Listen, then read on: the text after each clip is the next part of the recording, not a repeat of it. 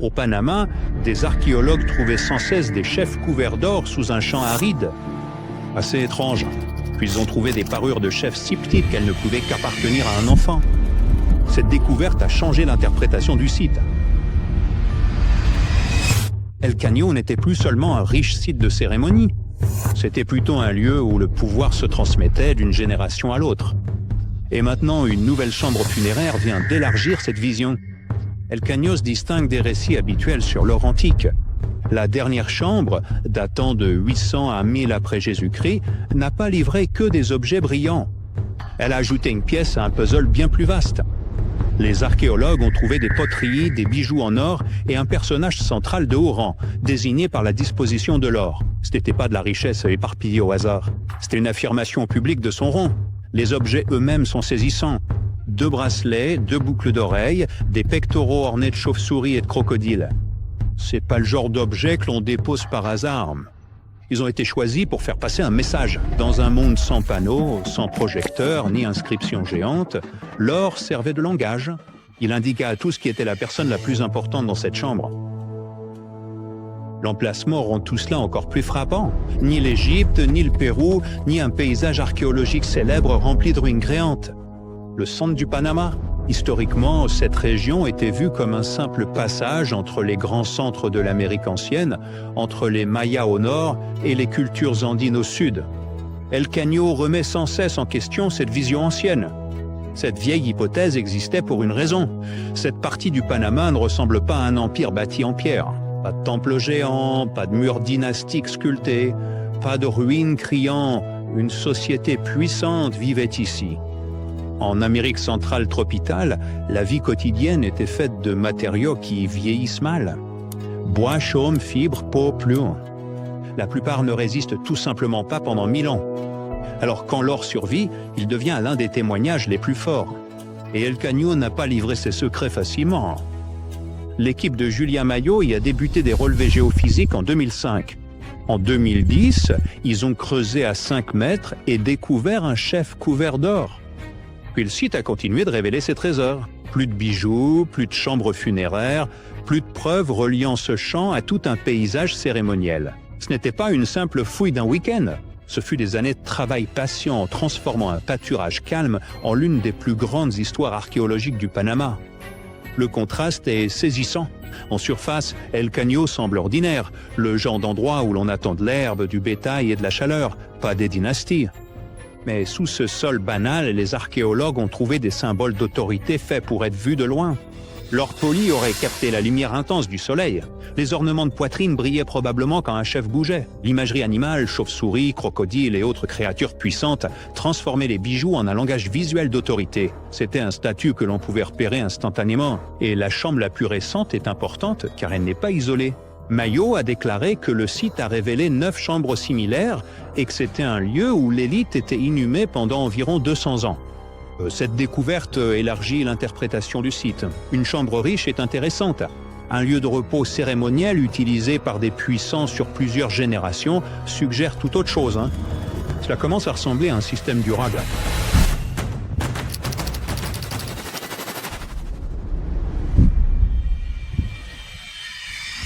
On voit ce système encore plus clairement dans une autre découverte majeure d'El Caño de 2024. Les archéologues ont découvert la chambre commune d'un important seigneur Coquelet enterré vers 750 à 800 de notre ère. À l'intérieur se trouvaient des ornements en or, des objets en céramique, des cloches, des jupes et un ensemble de flûtes. L'équipe l'a surnommé le Seigneur des flûtes, ce qui semble presque légendaire jusqu'à ce qu'on se rappelle que ce n'est pas un mythe. C'est une personne réelle issue d'une véritable tradition cérémoniale trouvée sur le même site. L'ampleur s'accroît encore davantage autour de cette sépulture. Les chercheurs ont trouvé de nombreux autres individus placés dans le même cadre. Les rapports indiquent que le total pourrait dépasser les 30 personnes. À ce stade, vous ne regardez plus une seule personne importante avec une collection d'objets. Vous assistez à un événement, une mise en scène chorégraphiée, un message à tous, montrant que ce chef était au centre d'un ordre social bien plus vaste. Cette interprétation est étayée par la recherche. Une étude de 2020 sur les multiples chambres d'El Caño a révélé le même schéma de base. Un individu au statut le plus élevé, avec d'autres personnes disposées autour de cette figure centrale, et le sentiment fort que toute la composition représentait l'ordre social. Les auteurs ont également conclu que certaines de ces cérémonies finales impliquaient des pratiques rituelles très dures. La disposition elle-même faisait partie de la mise en scène du pouvoir. Revenons maintenant aux insignes de taille enfantine, car c'est peut-être l'indice le plus étrange de tous. L'une des premières percées de Mayo a eu lieu lorsqu'elle a réalisé qu'un ensemble de minuscules objets en or était trop petit pour un adulte. Il semble avoir appartenu à un bébé paré comme un chef. Plus tard, l'équipe a trouvé des brassards en or sur le squelette d'un garçon de 12 ans. Les deux découvertes pointent dans la même direction. Ici, le statut n'était peut-être pas quelque chose qu'une personne gagnait tard dans sa vie. Il a pu commencer dès la naissance. Cette implication est significative. Si le rang passait de père en fils, alors El Caño ne nous montrait pas quelques chefs isolés. Cela révélait un système de pouvoir héréditaire. Cela signifie des familles établies, une succession et des règles assez fortes pour que toute une communauté les reconnaisse. Des spécialistes de l'orfèvrerie devaient exister. Le savoir cérémoniel devait être préservé, le travail devait être organisé. Ce n'étaient pas de petits villages isolés improvisant tout au fur et à mesure. C'était structuré. Ça explique aussi pourquoi El Caño est plus qu'une histoire de trésor. L'or attire d'abord l'attention. Le vrai sujet est la sophistication politique. Les objets ne sont utiles que parce qu'ils révèlent hiérarchie, cérémonie, autorité héritée et une élite capable de mettre en scène le pouvoir de façon claire. L'or est ce qui attire l'œil en première. Le système social maintient l'intérêt du site une fois que les classes estompent. Il y a une autre raison pour laquelle El Caño compte tant. À moins de 3 km se trouve Sitio Conte, le plus ancien site panaméen qui a longtemps fourni l'épreuve de cette tradition riche en or. Pendant des années, Sitio Conte a été le point de référence majeur. Puis El Caño a commencé à révéler ses propres chefs, ses ornements, ses rituels. Soudain, ce n'était plus un point chaud isolé. C'était un monde culturel plus vaste, caché à la vue de tous dans le même paysage. Une fois ce monde imaginé, El Caño devient incroyablement visuel. Pas de monument de pierre géant ? Soit. La cérémonie peut tout de même paraître immense. Flûte, cloche, plastron d'or étincelant, perles cousues, symboles animaux affichant lignées et rangs. Un ancien chef d'El Caño portait des plastrons d'or, des brassards, un bracelet de cloche, une ceinture de perles d'or et plus de 2000 petites sphères d'or disposées comme si elles étaient cousues sur une écharpe. Ce n'est pas de la mode subtile, c'est du théâtre cérémoniel. Imaginez l'une de ces cérémonies finales. Un chef est placé au centre. L'or capte la luire. La musique résonne à travers l'air. Les compagnons sont disposés selon un sens strict. Chaque personne présente peut lire la scène sans un seul mot écrit. Cette personne occupait le rôle plus élevé. Ses familles comptaient. Cet ordre perdure encore aujourd'hui. Le but n'était pas le deuil privé. Le but était la mémoire publique et la hiérarchie publique. C'est pourquoi El Caño change l'histoire du Panama d'une manière très spécifique. Il n'ajoute pas seulement une attraction archéologique de plus sur la carte. Il montre que le centre du Panama avait ses propres chefs puissants, ses spécialistes rituels, ses symboles de rang et ses lignées. Cette région ne faisait pas qu'absorber l'importance de ses voisins, elle générait la sienne, et le site le confirme. El Caño a déjà révélé plusieurs chambres d'élite au fil des ans, et chaque nouvelle découverte enrichit l'histoire. La découverte clé ici n'est pas un bracelet, une boucle d'oreille ou même une chambre remplie d'or. C'est de réaliser qu'un champ ordinaire cachait un cimetière de souverains et les indices d'un système de pouvoir oublié, présent depuis toujours. Au cœur des falaises rouges de Petra, des archéologues ont trouvé une tombe cachée. À l'intérieur, il y avait 12 squelettes. Ils sont restés intacts pendant plus de 2000 ans. Et c'est vraiment étrange. La plupart des tombes de Petra ont été pillées. Alors, qu'est-ce qui rend cette découverte si spéciale? Découvrons-le. Voici l'ancienne cité de Petra. Ces immenses falaises de grès sont inoubliables. Pas étonnant qu'elle soit l'une des nouvelles 7 merveilles du monde. Les bâtiments sont taillés directement dans la roche, ce qui donne déjà au lieu un aspect irréel. Mais Petra est aussi une star du monde archéologique depuis longtemps. Ah, Petra est apparue dans le film Indiana Jones et la dernière croisade. Certaines scènes ont été tournées juste devant le célèbre bâtiment appelé Al-Khazné, ou le trésor. Mais récemment, quelque chose d'encore plus excitant s'est passé là-bas, dans la vraie vie. Une équipe télé de l'émission Expédition Unknown est venue à Petra filmer une nouvelle enquête. Et pendant qu'ils étaient là, des archéologues ont fait une découverte énorme. Ils ont trouvé 12 squelettes humains et plusieurs objets anciens. Tous étaient enterrés sous le sol devant le trésor, cachés là depuis environ 2000 ans. Les archéologues n'ont pas commencé à creuser tout de suite. D'abord, ils ont utilisé un outil spécial appelé géoradar, une sorte de radiographie du sol. Au lieu de deviner ou creuser, la machine scanne le sous-sol et montre des formes qui pourraient être des tombes ou des espaces vides. En tout cas, quand l'équipe a regardé les données du radar, quelque chose d'intéressant est apparu. Les motifs ressemblaient beaucoup à des endroits de Petra où des tombes avaient déjà été trouvées. C'était un gros indice que quelque chose pouvait se cacher sous terre. Après avoir vu le résultat, les autorités jordaniennes ont donné l'autorisation de fouiller. C'est alors que l'équipe a enfin commencé à creuser sous le site célèbre et qu'ils ont découvert les squelettes et artefacts anciens. Fait intéressant, beaucoup de tombes à Petra ont été trouvées complètement vides, car au fil des siècles, tout ce qui avait de la valeur a été pris par des pilleurs ou a simplement disparu. Mais cette tombe était très différente. À l'intérieur, l'équipe a découvert 12 squelettes humains et quelques objets anciens. Certains os avaient même de la moisissure. C'est arrivé parce que Petra est taillée dans des falaises de grès. Le grès est très poreux, donc il peut absorber l'eau comme une éponge géante. La zone inonde parfois, et l'humidité a probablement lentement pénétré dans les tombes. Avec les squelettes, les archéologues ont trouvé des objets en bronze, fer et céramique. Un objet ressortait. Un calice en céramique dans les bras d'un des défunts. C'était comme si la personne le tenait quand elle avait été enterrée. Mystérieusement, la coupe ressemblait beaucoup au Saint Graal du film Indiana Jones. Le célèbre bâtiment au-dessus de la tombe, Al-Kazné, se trouve près de l'entrée principale de la cité. On pense qu'il a au moins 2000 ans. Cette énorme structure est taillée directement dans les falaises de grès. Aujourd'hui, c'est l'un des monuments les plus reconnaissables au monde. Mais même si le trésor est si célèbre, les archéologues ne comprennent toujours pas complètement son histoire. Une raison est que beaucoup de tombes proches ne contenaient pas beaucoup d'artefacts. Et sans objet à étudier, ça devient bien plus dur de déterminer exactement quand le bâtiment a été fait ou comment il était utilisé. C'est pourquoi l'équipe était si excitée. La découverte pourrait les aider à en apprendre plus sur les anciens habitants de Petra et ceux qui ont bâti la cité. L'emplacement de la tombe pourrait déjà être un indice important. Voyez-vous, être enterré juste devant le trésor était probablement un immense honneur. Les restes humains eux-mêmes peuvent aussi raconter une histoire intéressante. Les squelettes reposaient toujours dans leur position originale, sans avoir été déplacés par des pilleurs. C'est pourquoi les scientifiques peuvent les étudier bien plus soigneusement pour découvrir leur âge, comment ils vivaient, ou s'ils étaient en bonne santé.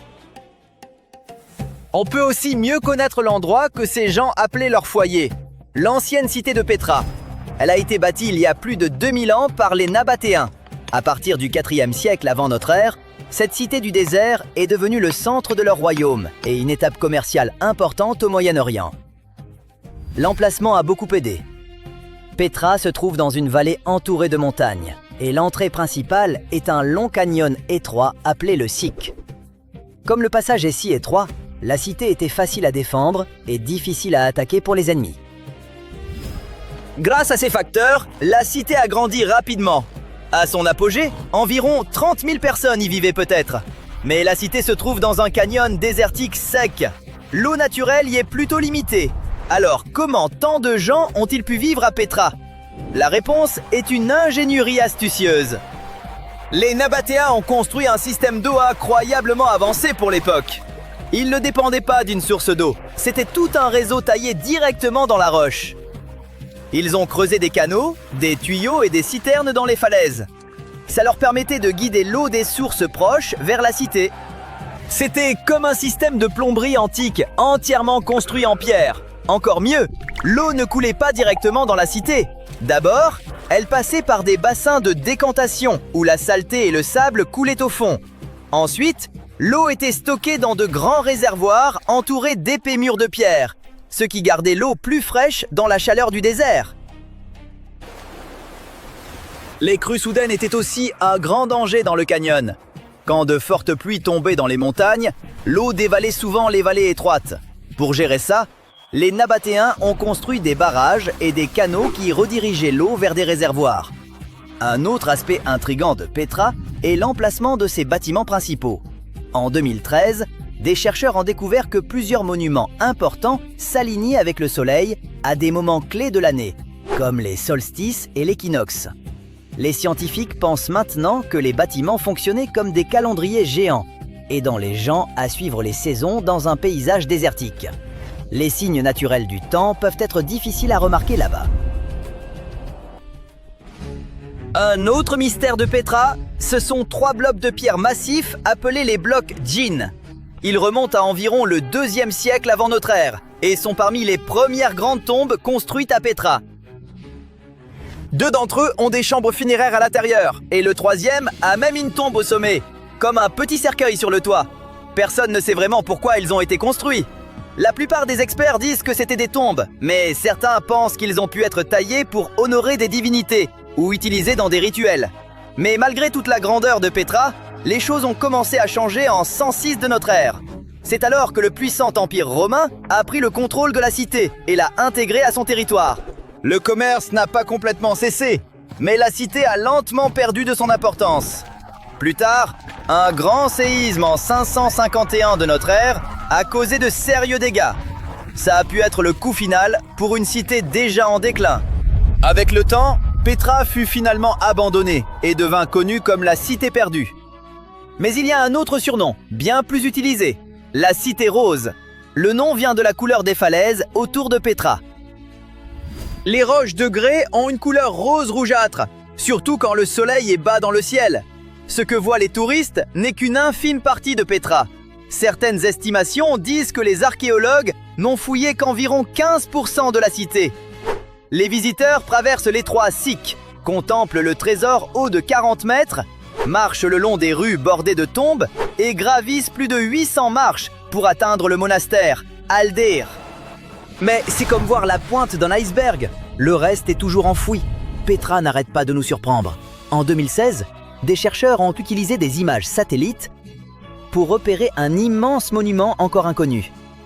La plateforme est massive, environ 56 mètres sur 49, avec des colonnes sur un côté. Des fragments de poterie suggèrent qu'elle a plus de 2150 ans. Donc en fait, même après des siècles d'exploration, Petra est toujours pleine de secrets qui attendent juste d'être découverts.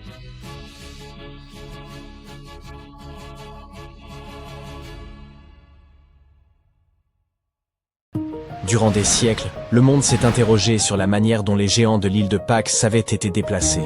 Peut-être que de puissants chefs mobilisaient de vastes groupes d'ouvriers pour les haler, ou que l'élite détenait le contrôle de carrières dédiées à la taille des statues.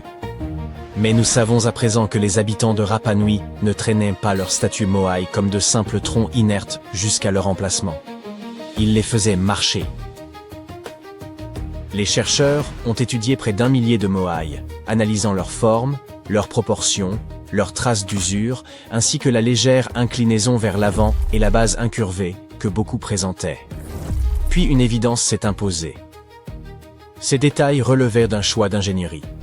L'inclinaison déplace le centre de gravité, tandis que la base arrondie permet à la statue d'osciller tel un pendule.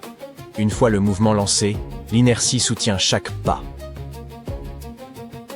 Imaginez que vous fassiez avancer un immense enfant de pierre à l'aide de cordes et d'un subtil jeu d'équilibre. Pour en apporter la preuve, l'équipe a construit une réplique de 4,35 tonnes. Les statues originales pesaient autour de 13 tonnes, certaines atteignant 80 tonnes. Avec 18 personnes aux cordes, ils ont fait parcourir à cette statue environ 90 mètres, soit la longueur d'un terrain de football, en près de 40 minutes. C'était plus rapide et plus aisé que de tirer un bloc à plat sur des rondins ou des rouleaux. Les anciennes routes de Rapa Nui facilitaient aussi l'opération. Larges d'environ 4 mètres, leur courbure vers l'intérieur aidait à maintenir la statue stable pendant sa progression. Chaque déplacement ne consistait pas seulement à la faire avancer, il impliquait aussi de modeler la route elle-même. Aujourd'hui encore, le paysage de l'île laisse voir ces voies qui se croisent, parfois parallèles comme des itinéraires alternatifs. Les anciens ouvriers dégageaient sans doute une portion de terrain, faisaient avancer la statue, nettoyant davantage, puis la faisaient basculer de nouveau, selon un rythme précis. Ils semblaient consacrer autant d'efforts à préparer le chemin qu'à mouvoir la statue. Ainsi, les anciens Rapa Nui n'avaient besoin ni de milliers d'hommes, ni de machines modernes. Tout reposait sur l'ingéniosité, le sens du rythme, la coopération et une conception avisée. Leur transport n'était pas l'unique mystère entourant les Moai. On savait qu'ils rendaient hommage à d'importants chefs, sans comprendre pourquoi ces emplacements précis avaient été retenus pour les statues. La plupart se dressent le long du littoral, presque comme s'ils montaient la garde autour de l'île. Une équipe de chercheurs a donc examiné ces sites avec une attention redoublée, et la réponse s'est révélée liée à l'eau. Le sol volcanique de l'île de Pâques, extrêmement poreux, absorbe rapidement les précipitations. Faute de rivières et de cours d'eau suffisants, l'eau douce y était très limitée. Il y a des siècles, les habitants dépendaient des résurgences d'eau souterraine. L'eau accumulée en profondeur dans des couches de roches ou de sol, appelées aquifères, remontait naturellement vers la surface. Lorsqu'elle surgissait près des côtes, elle se mêlait à l'eau de mer tout en demeurant potable. Les habitants de l'île la recueillaient précisément à ces points côtiers, là même où ils érigeaient les fameux Moai. Ils ne se contentaient pas d'orner le rivage, ils signalaient la ressource d'eau douce la plus essentielle de l'île. La majorité des corps de Moai étaient taillés dans le tuf volcanique, une pierre tendre et facile à sculpter, et la plupart provenaient d'une même carrière située à l'intérieur d'un ancien volcan. En octobre 2023, un incendie a ravagé le site, suscitant l'inquiétude de tous ceux qui sont attachés à Rapa Nui et se soucient de sa capacité à résister à de futurs désastres. Lorsque des scientifiques sont arrivés en janvier suivant, la communauté locale leur a demandé de documenter la carrière, au cas où un autre feu l'endommagerait irrémédiablement. Les géographes ont alors effectué une trentaine de vols de drones au-dessus du site, collectant pas moins de 22 000 photographies. Pendant des mois, ces images ont été traitées par des logiciels afin d'assembler chaque fragment en un modèle en 3 dimensions d'une précision exceptionnelle. Désormais, il est possible d'explorer Ranoraraku, l'une des carrières les plus importantes de l'île de Pâques, sans même avoir à se rendre sur place. Ce modèle ne sert pas seulement de visite virtuelle. Il a révélé l'existence de plusieurs ateliers à l'intérieur de la carrière, ainsi que des techniques de taille variant d'un secteur à l'autre. Il n'existait donc pas un chef unique dictant la méthode, mais des ateliers distincts, chacun lié à un clan familial spécifique. Cela suggère aussi que les Moai pouvaient être déplacés par bien moins de monde qu'on ne l'imaginait, probablement entre 20 et 50 personnes, soit l'effectif d'une famille étendue ou d'un petit groupe lignageux sur l'île. La plupart des statues étaient sculptées couchées sur le dos, du sommet vers la base. Dans la méthode la plus courante, les artisans façonnèrent d'abord le visage, yeux, nez et bouche, puis dégagèrent la tête et le corps autour de ces traits. Une seconde approche inversait l'ordre. Le bloc entier était d'abord taillé selon la forme générale d'un Moai, et les détails n'étaient ajoutés qu'ensuite. Plus rarement, certains sculpteurs travaillaient la pierre de côté, directement dans une paroi presque verticale, ce qui exigeait une maîtrise technique remarquable. Et alors même que les chercheurs avaient cartographié plus d'1 millier de Moai et pensaient en avoir fait le tour, l'île leur a réservé un retournement inattendu. Au cœur du lit d'un lac asséché, un lieu où personne n'attendait la moindre découverte, une nouvelle statue est apparue en 2025. C'était la première jamais repérée dans un ancien bassin lacustre, et peut-être pas la dernière. Pendant au moins 2 ou 3 siècles, la lagune atteignait près de 3 mètres de profondeur, rendant impossible toute construction ou installation humaine au fond. Les scientifiques estiment que les Moai ont plus de 500 ans. Il est plausible que les Rapa Nui aient déplacé cette statue à une époque où le lac était temporairement à sec. La découverte mesure un peu plus d'1,50 m, soit moins que la plupart des autres statues de l'île. À mesure que la région s'assèche, le fond du lac dévoile ce qu'il dissimulait depuis des siècles. D'autres statues pourraient encore reposer sous les roseaux denses qui ont recouvert la zone pendant des générations. Désormais, avec le retrait des eaux, les chercheurs pourraient employer des instruments de détection souterraine afin d'identifier ce qui demeure enfoui. Tandis que les scientifiques poursuivent leurs recherches et élucident peu à peu les mystères des statues, la nature semble jouer contre eux. Une étude récente indique qu'à l'horizon 2080, les vagues saisonnières pourraient pénétrer suffisamment loin à l'intérieur des terres pour atteindre plusieurs des imposants moaïs de l'île de Pâques. Ces géants de pierre ont déjà résisté au soleil ardent, aux vents persistants, aux pluies battantes, aux lichens progressant lentement sur leur surface et même aux incendies.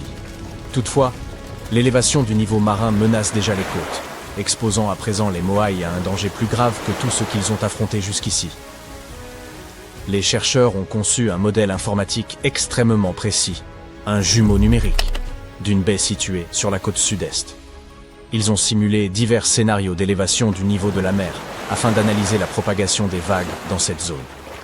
Les résultats montrent que d'ici 2080, les vagues pourraient atteindre les 15 moaïs du site, et l'une des statues les plus emblématiques et photographiées de l'île risquerait d'être submergée. Le site d'Aou Tongariki, installé sur une vaste plateforme cérémonielle, attire davantage de visiteurs que presque tout autre ensemble de moaïs sur Rapa Nui. Et la menace ne s'arrête pas là. Des dizaines d'éléments culturels majeurs alentour sont également vulnérables. Anciennes habitations, pétroglyphes gravés dans la roche, sépultures, jardins lithiques. En somme, toute la mémoire matérielle de l'histoire culturelle de l'île. Si ces risques ne sont pas maîtrisés, Rapa Nui pourrait même perdre son statut au patrimoine mondial de l'UNESCO. Désormais mieux informés, les chercheurs souhaitent mobiliser ces données pour renforcer la protection du site. Ils espèrent ainsi travailler en étroite collaboration avec les communautés locales afin de préserver l'héritage culturel de Rapa Nui pour les générations à venir. L'obscurité survient en plein midi. Qu'est-ce donc? La fin du monde? Devenez-vous aveugle? Un immense astéroïde se dirige-t-il vers la Terre? Rassurez-vous, il ne s'agit que d'une éclipse. Un phénomène cosmique d'ampleur planétaire qui n'a rien d'effrayant. C'est l'instant où la Lune passe devant le Soleil et où la planète s'enfonce brièvement dans l'ombre. Lorsque cela arrive, nous ne sommes guère surpris, car les scientifiques annoncent généralement une éclipse plusieurs mois à l'avance. Grâce aux calculs astronomiques et aux modèles mathématiques, ils prédisent pour de très longues années les positions du Soleil et de la Lune. Mais qu'en était-il autrefois, il y a 100, 500 ou 1000 ans? Un paysan part travailler au champ et soudain, toute la contrée bascule dans l'obscurité. Il sait que le jour a commencé, mais que se passe-t-il? Ou des marins sillonnant mer et océan, qui remarquent brusquement que l'horizon et le ciel s'assombrissent, comme si quelqu'un avait éteint la lumière. Imaginez l'effroi primitif qu'ils ont dû ressentir. Et pourtant, en réalité, les gens ne cédèrent pas à la panique. Bien avant l'invention des ordinateurs, des télescopes géants et des satellites, les hommes savaient déjà prévoir le moment d'une éclipse. Comment s'y prenaient-ils? Les peuples anciens étaient bien plus perspicaces que certains ne l'imaginent. Voyons comment ils réalisèrent leurs calculs astronomiques à travers l'exemple de la civilisation maya et de son célèbre calendrier des éclipses. Ainsi, si vous l'ignoriez, les Mayas constituent un peuple autochtone de Mésoamérique, autrefois établi dans le sud du Mexique, le nord du Belize et le Guatemala. D'ailleurs, le terme « autrefois » convient mal. Ce peuple existe toujours. Au début du XXIe siècle, plus de 5 millions de personnes parlaient une trentaine de langues mayas. Avant la conquête espagnole, cette civilisation figurait parmi les plus avancées et les plus complexes au monde. Les premiers Mayas apparaissent dès 1500 avant notre ère, et, vers l'an 200, ils avaient déjà édifié de vastes cités dotées de pyramides, de cours, de temples et d'infrastructures. Ils étaient célèbres pour leur calendrier et leurs prévisions astronomiques. Vous avez sans doute entendu parler du calendrier Maya, dont la chronologie s'achevait en 2012, ce qui fit croire à beaucoup que l'apocalypse surviendrait cette année-là. Heureusement, rien ne se produisit. Une autre de leurs créations était le calendrier des éclipses, destiné à en prévoir les occurrences.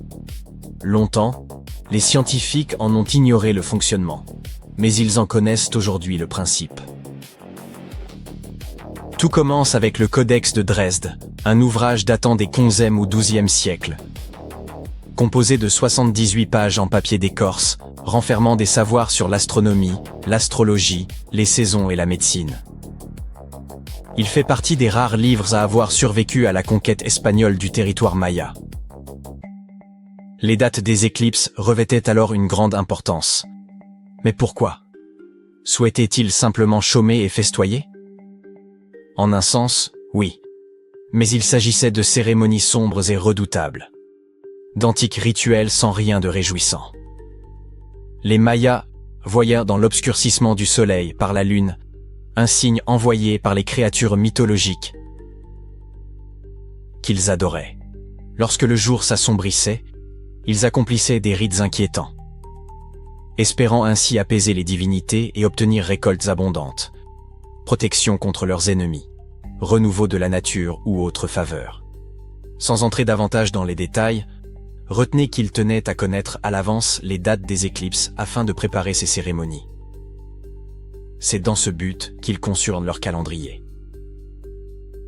L'une des tables du Codex de Dresde répertorie 405 mois lunaires, chacun correspondant à une révolution complète de la Lune autour de la Terre, soit environ 29 jours. Grâce à ces données, les prêtres mayas pouvaient annoncer des éclipses jusqu'à 700 ans à l'avance. Ce calendrier leur indiquait précisément le jour de l'événement. Pourtant, les chercheurs modernes ne comprenaient pas comment il était utilisé. Ce n'est que récemment qu'ils en ont élucidé le mécanisme. Ainsi, les Mayas observaient quotidiennement la Lune et le Soleil. En suivant le déplacement de la Lune dans le ciel, ils comprirent qu'il s'écoulait environ 29 jours entre deux nouvelles lunes. Ils remarquèrent ensuite que, parfois, la Lune masquait le Soleil, et que ces éclipses ne survenaient pas au hasard, mais selon des cycles précis. Ils élaborèrent alors un vaste calendrier composé de mois lunaires numérotés. 1 mois, 2 mois, 3 mois, et ainsi de suite jusqu'à 405. Durant certains mois, la Lune occultait entièrement le Soleil, tandis que, lors d'autres, elle ne le couvrait que partiellement. Ils consignèrent avec soin les jours exacts de ces phénomènes et enregistrèrent la position de la Lune sur 405 mois. Grâce à ces données, ils pouvaient prévoir où se trouverait l'astre pour les 405 mois suivants, puis recommencer ainsi durant des siècles. En termes simples, ils reprenèrent le calendrier après cette période. Du moins, telle était l'interprétation des scientifiques modernes. Mais elle s'avéra erronée. La Lune n'accomplit pas sa révolution autour de la Terre en un temps rigoureusement identique chaque mois. Certaines périodes sont légèrement plus longues, d'autres un peu plus courtes, avec seulement quelques heures d'écart. Pris isolément, ces décalages semblaient négligeables. Mais leur accumulation finissait par fausser le calendrier. Imaginez que vous arriviez avec une minute de retard à un rendez-vous. Cela n'a guère d'importance. Mais si ce retard se répète pendant 3 mois, vous accusez déjà près d'1 heure et demie de décalage. Sur un calendrier de 405 mois, ces heures supplémentaires devenaient bien plus nombreuses. Si les Mayas avaient systématiquement repris le dernier nombre d'un tableau pour débuter le suivant, leur prévision d'éclipse se serait peu à peu dégradée, chaque réinitialisation amplifiant l'erreur. Ils choisirent probablement une autre méthode, en commençant un nouveau tableau au 358e mois du précédent. Dans ce cas, leurs calculs sur l'alignement du Soleil et de la Lune n'avaient qu'une avance d'environ 2 heures et 20 minutes, une précision remarquable pour cette époque. Si l'on compare l'ancienne table aux connaissances actuelles sur les cycles d'éclipses, on constate que cette méthode permettait aux Mayas de prédire avec exactitude chaque éclipse solaire visible sur leur Terre entre 350 et 1150 de notre ère. Ces ajustements mineurs assuraient le bon fonctionnement de la table sur de longues périodes. Les scientifiques affirment qu'avec ces mises à jour, la table serait restée précise pendant des siècles, avec des écarts inférieurs à 51 minutes sur 134 ans. Cela illustre non seulement l'avancée des mathématiques mayas, mais aussi la manière dont ils reliaient intimement leur existence et leur croyance au mouvement du Soleil, de la Lune et des étoiles. Nous faisons quelque chose de comparable avec l'année bissextile. Février compte normalement 28 jours, mais tous les 4 ans, un jour supplémentaire le porte à 29. La Terre ne parcourt pas exactement un tour complet autour du Soleil en un an, mais en un an plus environ 6 heures supplémentaires. Ces heures additionnelles s'accumulent et, au fil des années, finissent par constituer un jour entier, que l'on ajoute à la fin de février. Le jour intercalaire. De petites erreurs de ce type sont ainsi corrigées. Les Mayas appliquaient un procédé analogue pour leur calendrier des éclipses. Mais comment choisissaient-ils les points de référence pour leurs calculs astronomiques? Nous l'ignorons. Ils y parvenaient sans ordinateur, télescope ni autre technologie moderne, simplement grâce à leur remarquable capacité d'observation de la nature. Un système similaire de cycles a conduit certaines personnes à croire que le monde prendrait fin en 2012. Les Mayas avaient conçu un calendrier débutant en 344 avant notre ère et se terminant le 21 décembre 2012, qu'ils percevaient comme la fin d'un ancien cycle et le commencement d'un nouveau. Notre culture contemporaine a, hélas, transformé ce point en une supposée fin du monde. Outre leur calendrier, les Mayas ont érigé des structures architecturales uniques et inventé l'un des systèmes d'écriture les plus élaborés. Ils étaient également grands amateurs de chocolat liquide. Ils cultivaient les cacaoyers, récoltaient les fèves, les séchaient, les broyaient et les mélangeaient à de l'eau, chauffant le tout pour obtenir une boisson mousseuse et très amère qu'ils adoucissaient avec du miel ou agrémentaient de piments et d'autres épices. Les Mayas ont réalisé de nombreuses inventions fascinantes, mais ce sujet mérite une exploration plus approfondie dans une autre vidéo. Nous entendons de plus en plus parler d'objets mystérieux tombant du ciel. Des choses métalliques étranges frôlant les maisons et roulant entre les fermes. Comme en Argentine l'autre jour, il n'y avait aucune traînée et cela n'a déclenché aucune alerte radar. C'était seulement un boom soudain qui a surpris les habitants du coin. Avant que vous ne vous en rendiez compte, tout était bloqué, les autorités surveillant la zone. Que se passe-t-il réellement et sommes-nous en danger que cela nous arrive également?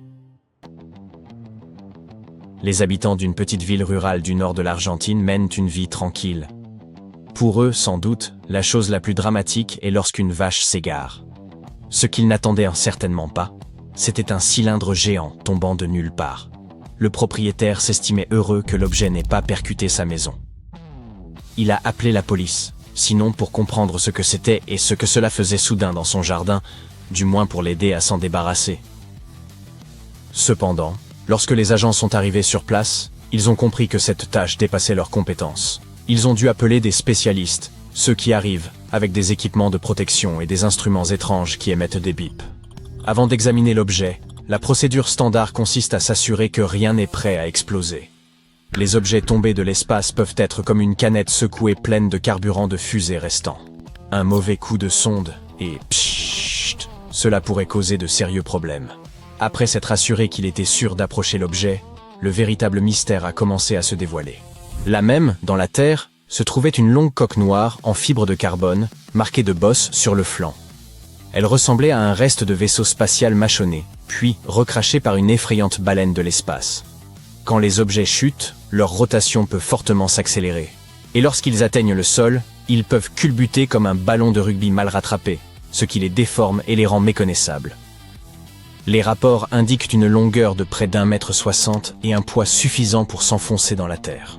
L'objet semblait aussi avoir été conçu avec des lignes nettes et une forme bien structurée. Qu'est-ce que cela pouvait bien être?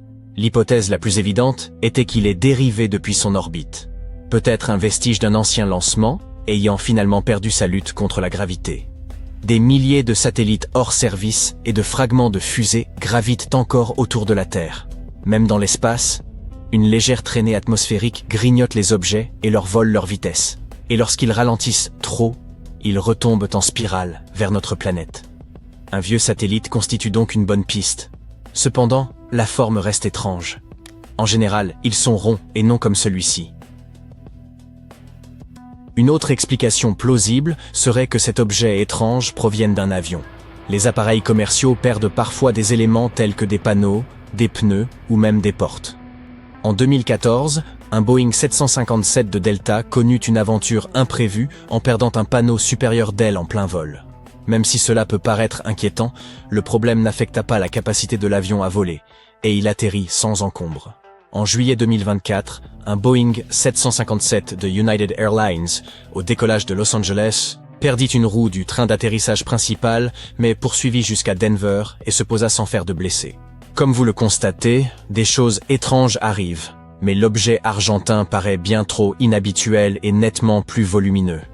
Et si quelque chose d'aussi massif était tombé d'un avion en plein vol, il y aurait presque à coup sûr des rapports ultérieurs et quelque part un pilote extrêmement inquiet. Il n'est pas non plus impossible que l'objet provienne d'un projet expérimental. Peut-être un prototype sans lien avec une mission publique, car tous les essais novateurs ne sont pas annoncés. Ainsi, des équipes de recherche réalisent souvent des tests discrets pour observer le comportement de nouveaux matériaux ou de nouvelles formes lors de leur descente. Pourtant, même ces enveloppes d'essais résistantes restent généralement identifiables, tandis que cet objet tubulaire demeurait visuellement déroutant et devint un véritable mystère, du moins pendant un temps. Jusqu'au moment où ils découvrirent un marquage. Presque tout ce qui est conçu pour voler porte une identification, qu'il s'agisse d'un code estampillé, d'une ligne peinte ou d'un numéro gravé au laser, sauf si cela doit rester secret. Toute activité aérienne repose sur une technologie coûteuse, et même lorsqu'un élément n'est pas réutilisable, on souhaite souvent l'examiner pour en tirer des enseignements. En règle générale, chaque pièce est marquée parce qu'elle provient d'usines ou de sites différents. Même les anciens débris spatiaux fournissent habituellement un indice, permettant de jouer les détectives avec des formes familières de l'époque. Il est fréquent de trouver un fragment correspondant à un plan connu. Et c'est sans doute ce qui a permis d'élucider ce mystère particulier. L'une des valves portait un minuscule numéro de série, et ce code exact figure sur la liste publique des incidents de débris spatiaux. D'après cette base de données, ce tube mystérieux serait un élément de la fusée chinoise Jielong 3A, Dragon Agile, lancé depuis une barge en mer Jaune. Cela ne rend toutefois pas l'origine officielle, la Chine n'ayant rien confirmé publiquement. Fait amusant, un fragment semblable de débris présumé du Jielong 3 est apparu en Australie à peu près au même moment. Voilà une conclusion plutôt décevante. Un autre cas s'est produit dans la région de Murcie, en Espagne, en 2015. Comme en Amérique du Sud, des agriculteurs y ont découvert un objet non identifié. Mais les Espagnols ont découvert des boules de bowling au lieu de cylindres. Cela a également attiré des agents en combinaison spéciale. Des experts ont ensuite avancé qu'il s'agissait d'un réservoir haute pression utilisé pour un lancement, sans que personne n'ait jamais su à qui il appartenait. La même chose s'est produite en Namibie, en 2011. Les journalistes l'ont même baptisé la boule mystérieuse de l'espace. Des villageois ont découvert une sphère métallique creuse et calcinée, posée en plein air, comme si elle avait roulé tout droit hors d'une usine. Sa surface était rugueuse, et l'ensemble semblait formé de deux moitiés soudées entre elles. La police est intervenue pour vérifier si l'objet était explosif, puis les autorités l'ont analysé, confirmant qu'il était fait d'un alliage de qualité spatiale. Et rien de plus. Aucune agence ne l'a revendiqué. Aucune mission ne correspondait.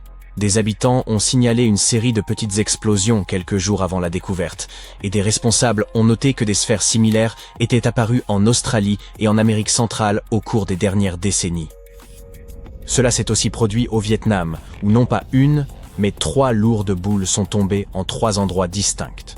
Elles étaient de tailles différentes et ressemblaient à d'énormes billes, la plus grande pesant 45 kilos. Les enquêteurs estiment que ces sphères pourraient être des restes d'un lancement de satellites raté.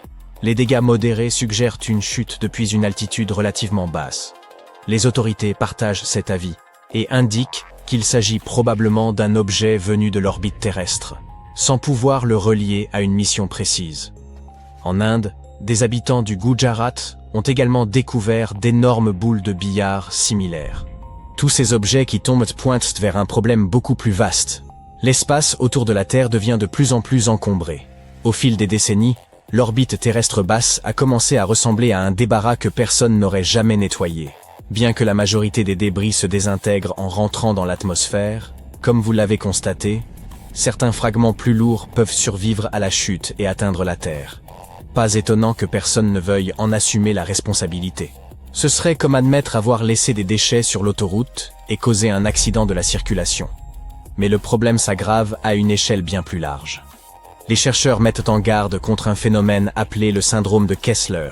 Il s'agit du scénario cauchemardesque où une collision en entraîne une autre, puis encore une autre, jusqu'à ce que l'orbite devienne une véritable galerie de tirs de morceaux de métal à grande vitesse.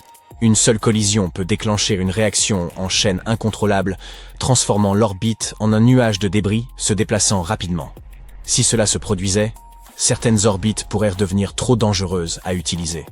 La Terre pourrait alors se retrouver pratiquement encerclée par les déchets que nous avons générés nous-mêmes, conduisant à un futur où satellites et vaisseaux spatiaux devraient naviguer autour de ces débris. un peu comme dans un jeu vidéo. Ce n'est pas pour autant catastrophique, car les savants connaissent bien le problème et travaillent à des solutions. Actuellement, on envisage des idées telles que l'emploi de filets, des missions de capture ou même de légers coups de laser pour dévier ces objets. Nettoyer notre orbite doit devenir une priorité. Nous ne voulons certes... Les autorités états-uniennes nous cachent quelque chose. Elles ne souhaitent pas que les citoyens lambda découvrent un jour la vérité. Sur Internet, vous pouvez tomber sur de nombreuses photos truquées et des lieux fictifs, mais presque aucun n'est authentique. Alors, quel secret gardent-elles ? Vous ne vous attendez certainement pas à cela. Elles dissimulent un arbre. Ce n'est toutefois pas un arbre ordinaire. De l'argent pousse sur ses branches. Mais non, voyons, vous êtes trop crédules. La vérité, c'est que les États-Unis protègent le plus vieil arbre au monde, baptisé Mathusalem. Vous pouvez le rechercher sur Google et constater qu'il existe de nombreuses photos truquées de vieux trembles noueux. Les clichés authentiques de Mathusalem sont extrêmement rares, et son emplacement reste mystérieux à ce jour. On sait seulement qu'il croît quelque part le long du sentier de Mathusalem, dans la forêt nationale d'Inyo, en Californie. C'est un pin Bristol Cone, âgé de plus de 4600 ans. Imaginez le frisson de toucher son tronc et de sentir le poids de milliers d'années d'histoire. Mais ce n'est pas une expérience à reproduire. C'est précisément pour cette raison que son emplacement est tenu secret. Si des milliers de visiteurs touchaient l'arbre ou prélevaient de petites branches, ils ne survivraient pas un mois. De nombreux arbres de cette région sont fragiles, affectés par la sécheresse et infestés de divers insectes. Ce qui met Mathusalem en danger. Ne l'approchez surtout pas, même si vous parvenez à localiser l'endroit. L'arbre fut découvert par le dendrochronologue Edmund Schulman. Un dendrochronologue est un scientifique spécialisé dans l'étude des cernes des arbres anciens. Mais nous y reviendrons plus tard. Schulman mit au jour cet arbre au milieu du XXe siècle et, au cours des 50 années qui suivirent, il devint l'objet de nombreuses rumeurs et légendes. Comment Schulman sut-il qu'il s'agissait de l'arbre le plus ancien ? En 1957, il préleva un échantillon et examina les cernes annuelles de l'arbre. Chaque année, en effet, une couche se forme à l'intérieur d'un arbre, constituant un anneau distinct. Rassurez-vous, les scientifiques ne coupent pas le tronc. Un simple morceau, de l'épaisseur d'un crayon, suffit à l'analyse. Plus le nombre de couches est élevé, plus l'arbre est ancien. Schulman compta les cernes de Mathusalem et découvrit qu'il croissait depuis plus de 4600 ans, ce qui le rendait plus âgé encore que les séquoias géants considérés jusqu'alors comme les plus anciens de la planète. En 1958, Schulman divulgua au monde l'existence de Mathusalem et publia son image dans le National Geographic. Dès cet instant, l'arbre acquit une immense notoriété. Nombreux furent ceux qui désirèrent en détacher un cône ou une brindille, si bien que les autorités interdirent toute publication relative à son emplacement. Plus tard, d'autres chercheurs étudièrent les cernes de Mathusalem et suggérèrent qu'il pourrait être légèrement plus jeune, certains étant trop effacés ou endommagés pour être comptés. Quoi qu'il en soit, il demeure officiellement l'arbre le plus ancien sur Terre. Mais ça n'a pas toujours été le cas. En 1964, un géographe, Donald Curry, découvrit un arbre nommé Prométhée, âgé d'environ 5000 ans. Et savez-vous ce qu'il fit ? Il l'abattit purement et simplement. Les raisons de son geste restent débattues. L'outil destiné au prélèvement était peut-être cassé, ou bien il ignorait comment s'en servir. Le résultat fut cependant tragique. L'arbre ne survécut pas. Espérons que rien de semblable n'arrive à Mathusalem, et qu'il connaîtra une longue existence. Mais pourquoi les scientifiques s'inquiètent-ils autant ? Certes, cet arbre peut révéler de nombreux secrets de l'histoire de notre planète. Mais une autre raison existe. Selon une hypothèse, il pourrait vivre indéfiniment si personne ne le coupait, et si les sécheresses ou les parasites ne le détruisèrent pas. En somme, Mathusalem s'apparente à une fontaine de jouvence offerte par la nature. Imaginez que l'on puisse appliquer ce prodige aux humains. Très bien, nous savons désormais ce que cachent les États-Unis. Mais connaissez-vous le secret qu'abrite l'Australie ? Il ne s'agit pas seulement d'un arbre, mais d'une île. Même si l'on vous autorisait à la visiter, l'accès resterait difficile. Cette île se situe entre l'Australie et l'Antarctique, au cœur de l'océan. Mais il est fort improbable que l'on vous accorde ce privilège. En réalité, l'île Heard demeure totalement vierge de toute présence humaine. Et l'Australie souhaite qu'il en soit ainsi. Sur Internet, les informations fiables à son sujet sont rares. Nous savons seulement qu'elle comporte 2 volcans actifs, la plus haute montagne d'Australie, ainsi que plusieurs glaciers. Mais le plus fascinant, c'est qu'elle abrite des animaux que l'on ne trouve nulle part ailleurs. Son écosystème fermé protège des espèces qui n'ont peut-être jamais croisé l'homme. L'île suivante est bien connue et se situe au Brésil. Les autorités ne la cachent pas, mais en restreignent l'accès aux touristes. Même si vous obteniez l'autorisation de la visiter, vous n'en auriez probablement guère envie. Il s'agit de l'île aux serpents, dont le nom en dit long. Cette terre concentre le plus grand nombre de serpents venimeux au monde, les trigonocéphales insulaires. Une morsure de l'un de ces serpents représente un danger critique pour l'homme. Ils peuplent toute l'île et ne rencontrent pratiquement aucune concurrence d'autres animaux.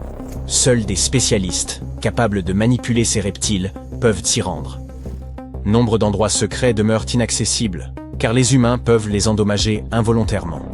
Il ne s'agit pas d'une malveillance de notre part. Le simple fait d'être là peut modifier de minuscules éléments invisibles de la nature.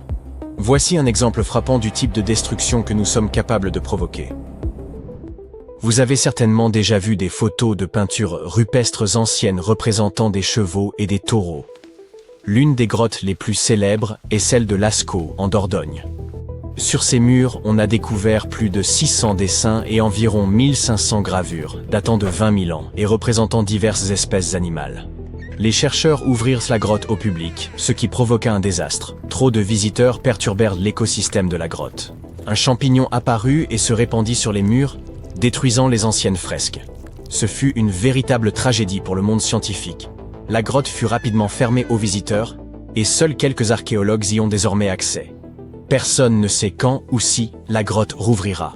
Et ces témoignages de l'histoire humaine des premiers peuplements européens risquent de rester définitivement hors de portée du public. Notre prochaine destination secrète se situe à Svalbard, archipel norvégien. Il s'agit de la réserve mondiale de semences de Svalbard, un immense coffre-fort capable de conserver 4,5 millions de graines de diverses espèces. Les autorités affirment que ces graines y sont stockées pour préserver la population en cas de catastrophe locale. Beaucoup pensent cependant qu'elles sont conservées pour l'apocalypse, afin de replanter la terre si tout venait à disparaître. Pourquoi avoir choisi Svalbard parmi tous les pays? Son climat froid et sec offre des conditions idéales pour la conservation des graines. Le coffre est fortement sécurisé et classé confidentiel. Nul n'y pénètre sans autorisation. Tous nos lieux secrets sont liés à la nature. Une île, une forêt, une grotte. Mais que diriez-vous de terminer la vidéo en ville? Celui-ci se cache à la vue de tous, mais dissimule une pièce secrète à laquelle il est impossible d'accéder. À Atlanta, en Géorgie, à l'intérieur d'un musée doté d'une sécurité de pointe, un coffre garde jalousement la recette secrète du Coca-Cola. Comment? Oui, c'est probablement l'un des secrets les mieux protégés au monde. Argent, diamants, artefacts anciens. Rien n'est surveillé avec autant de rigueur qu'un simple bout de papier contenant la formule de la boisson. Ce secret est préservé depuis plus de 125 ans. Le dispositif de stockage unique et le système de sécurité rendent tout cambriolage quasiment impossible. On peut visiter le musée et observer la porte du coffre, mais rien d'autre. Il peut sembler extravagant de protéger ce simple document, mais cette boisson a rapporté des milliards à l'entreprise. Coca-Cola demeure l'une des boissons les plus populaires depuis plus d'un siècle et continue de générer des profits considérables. Il n'est donc guère surprenant que sa recette soit conservée avec de telles précautions. Il existait autrefois une véritable oasis dans le désert, le long de la frontière entre le Kazakhstan et l'Ouzbékistan. C'était alors le 4e lac du monde par la superficie, 66,16 km, soit 2 fois la taille de la Belgique. Pendant des millénaires, il abrita des poissons d'eau douce et permit à des milliers de familles de subsister de la pêche. Je parle de la mer d'Aral, et aujourd'hui elle a disparu. Pas un peu asséchée, non. Disparue pour de bon. L'eau s'est retirée si loin que des navires gisent désormais échoués dans le désert, leurs coques rouillées à demi ensevelies sous le sable. Les villages autrefois tournés vers la pêche étouffent sous des tempêtes de poussière faites de sel et de résidus de pesticides. On dirait que quelqu'un a pris la mer, l'a froissée et l'a jetée dans la corbeille de l'histoire. Et le pire, c'est que ce n'était ni une sécheresse ni un caprice du climat. C'était notre fait, à nous, les humains. Les terres autour de la mer d'Aral ont toujours été sèches et rudes, mais la mer tenait l'ensemble. Deux grands fleuves l'alimentaient, l'Amou Daria et le Sir Daria. Et tant qu'ils coulaient librement, la mer d'Aral restait stable. Puis, dans les années 1960, les politiques collectivistes conduisirent à la transformation de ces déserts en champs de blé et de coton, prouvant ainsi que la volonté humaine était capable de remodeler la nature. Des ingénieurs commencèrent à prélever l'eau des deux fleuves pour d'énormes chantiers d'irrigation. Quand les agriculteurs arrosaient leurs terres assoiffées, la mer saignait déjà. Chaque canal taillé dans les rivières était une entaille supplémentaire. Le débit faiblit, les étés devinrent plus chauds, et l'eau disparut plus vite que quiconque ne l'avait prévu. Et voici la chute tragique. Ces systèmes ne fonctionnaient même pas. Entre 25 et 75% de l'eau détournée n'atteignait pas les cultures et s'évaporait avant même de toucher le sol. Dans les années 1980, les deux fleuves se tarissaient entièrement durant les mois les plus chauds, et l'équilibre de la mer d'Aral se brisa. Les niveaux chutèrent, et ce qui subsistait devint trop salé pour que les poissons y survivent. Les communautés de pêche, jadis florissantes, furent rayées de la carte. En à peine 30 ans, cet immense lac intérieur se scinda en deux. Au début des années 2000, le Kazakhstan décida de réagir, ou du moins de sauver ce qui restait, en construisant la digue et le barrage de Kokharal afin de retenir l'eau dans le bassin nord au lieu de la laisser s'écouler vers le sud et disparaître. La partie septentrionale recommença à se remplir et les poissons revinrent. Mais la victoire demeura partielle. Au sud et à l'est, le vaste bassin autrefois plein d'eau et de vie continua de s'éteindre. En 2014, les images satellites montrèrent l'Est complètement asséché, disparu. Pour la première fois en 6 siècles, la mer d'Aral cessa d'exister comme véritable mer. Le sel arraché au fond désormais exposé de la mer d'Aral a empoisonné les terres sur des kilomètres, ruiné les ressources en eau et propagé des maladies pulmonaires et rénales à l'échelle de régions entières. Les villages de pêche ont tout perdu. Et c'est une histoire que nous répétons sans cesse, encore et encore. Nous forçons la nature, puis elle répond, plus durement. Il existe, à quelques milliers de kilomètres, un autre plan d'eau au destin tragique. Le lac Tchad, en Afrique centrale. Jadis, il comptait parmi les plus grands lacs de la planète. Des pêcheurs le traversaient en bateau, des éleveurs y menaient leurs troupeaux, et des économies entières en dépendaient. Depuis les années 1960, il a perdu environ 90% de sa surface. Comment en est-on arrivé là? Le même schéma. Des cours d'eau détournés pour l'agriculture et l'irrigation. Encore une fois, pour des cultures censées rapporter vite. Ajoutez quelques évolutions climatiques et des décennies de mauvaise gestion. Et en un instant, un lac grand comme le Rwanda devient une étendue de boue craquelée. La tragédie ne s'arrête pas à l'eau. Quand le lac a disparu, les moyens de subsistance ont suivi. On s'est disputé ce qui restait. Pâturage, puits, poissons. Et cette tension a contribué à attiser des conflits touchant près de 30 millions de personnes dans la région. Passons maintenant à 2023. Vous l'avez peut-être aperçu dans l'actualité pendant un jour ou deux, avant que le sujet ne disparaisse des gros titres. La ville de Derna, en Libye, a été rayée de la carte, emportée par les eaux.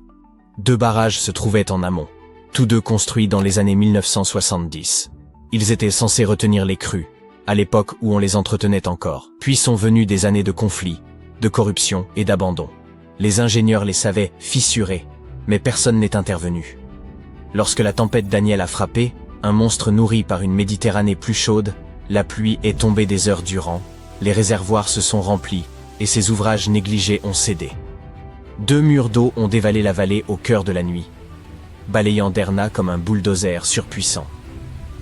Des quartiers entiers ont été emportés vers cette marée, et plus de 10 000 personnes ont disparu en une seule nuit. Et le plus triste, c'est que tout le monde savait que cela pouvait arriver. Ce n'était qu'une question de temps. Si cela vous paraît sinistre et tragique, imaginez un décor de film d'horreur dans la vie réelle. Voici Centralia, en Pennsylvanie. Population 0, ou presque. C'était autrefois une ville minière animée, remplie de travailleurs, de leurs familles, de restaurants et de petites maisons de briques. Puis, en 1962, selon l'explication la plus admise, quelqu'un a brûlé des déchets dans une vieille fosse. Rien d'exceptionnel en apparence. Sauf que cette fosse communiquait avec un dédale de galeries de charbon. Le feu s'est propagé sous terre et n'a jamais cessé. Je le répète, il brûle encore. Le sol lui-même est en feu. On peut aujourd'hui traverser Centralia et voir de la vapeur s'échapper des fissures de la chaussée dans un air chaud et métallique. Le terrain est instable et peut s'ouvrir sous vos pieds. Dans les années 1980, les autorités ont racheté la ville, évacué les habitants et rasé les maisons. Et pourtant, tout cela était évitable.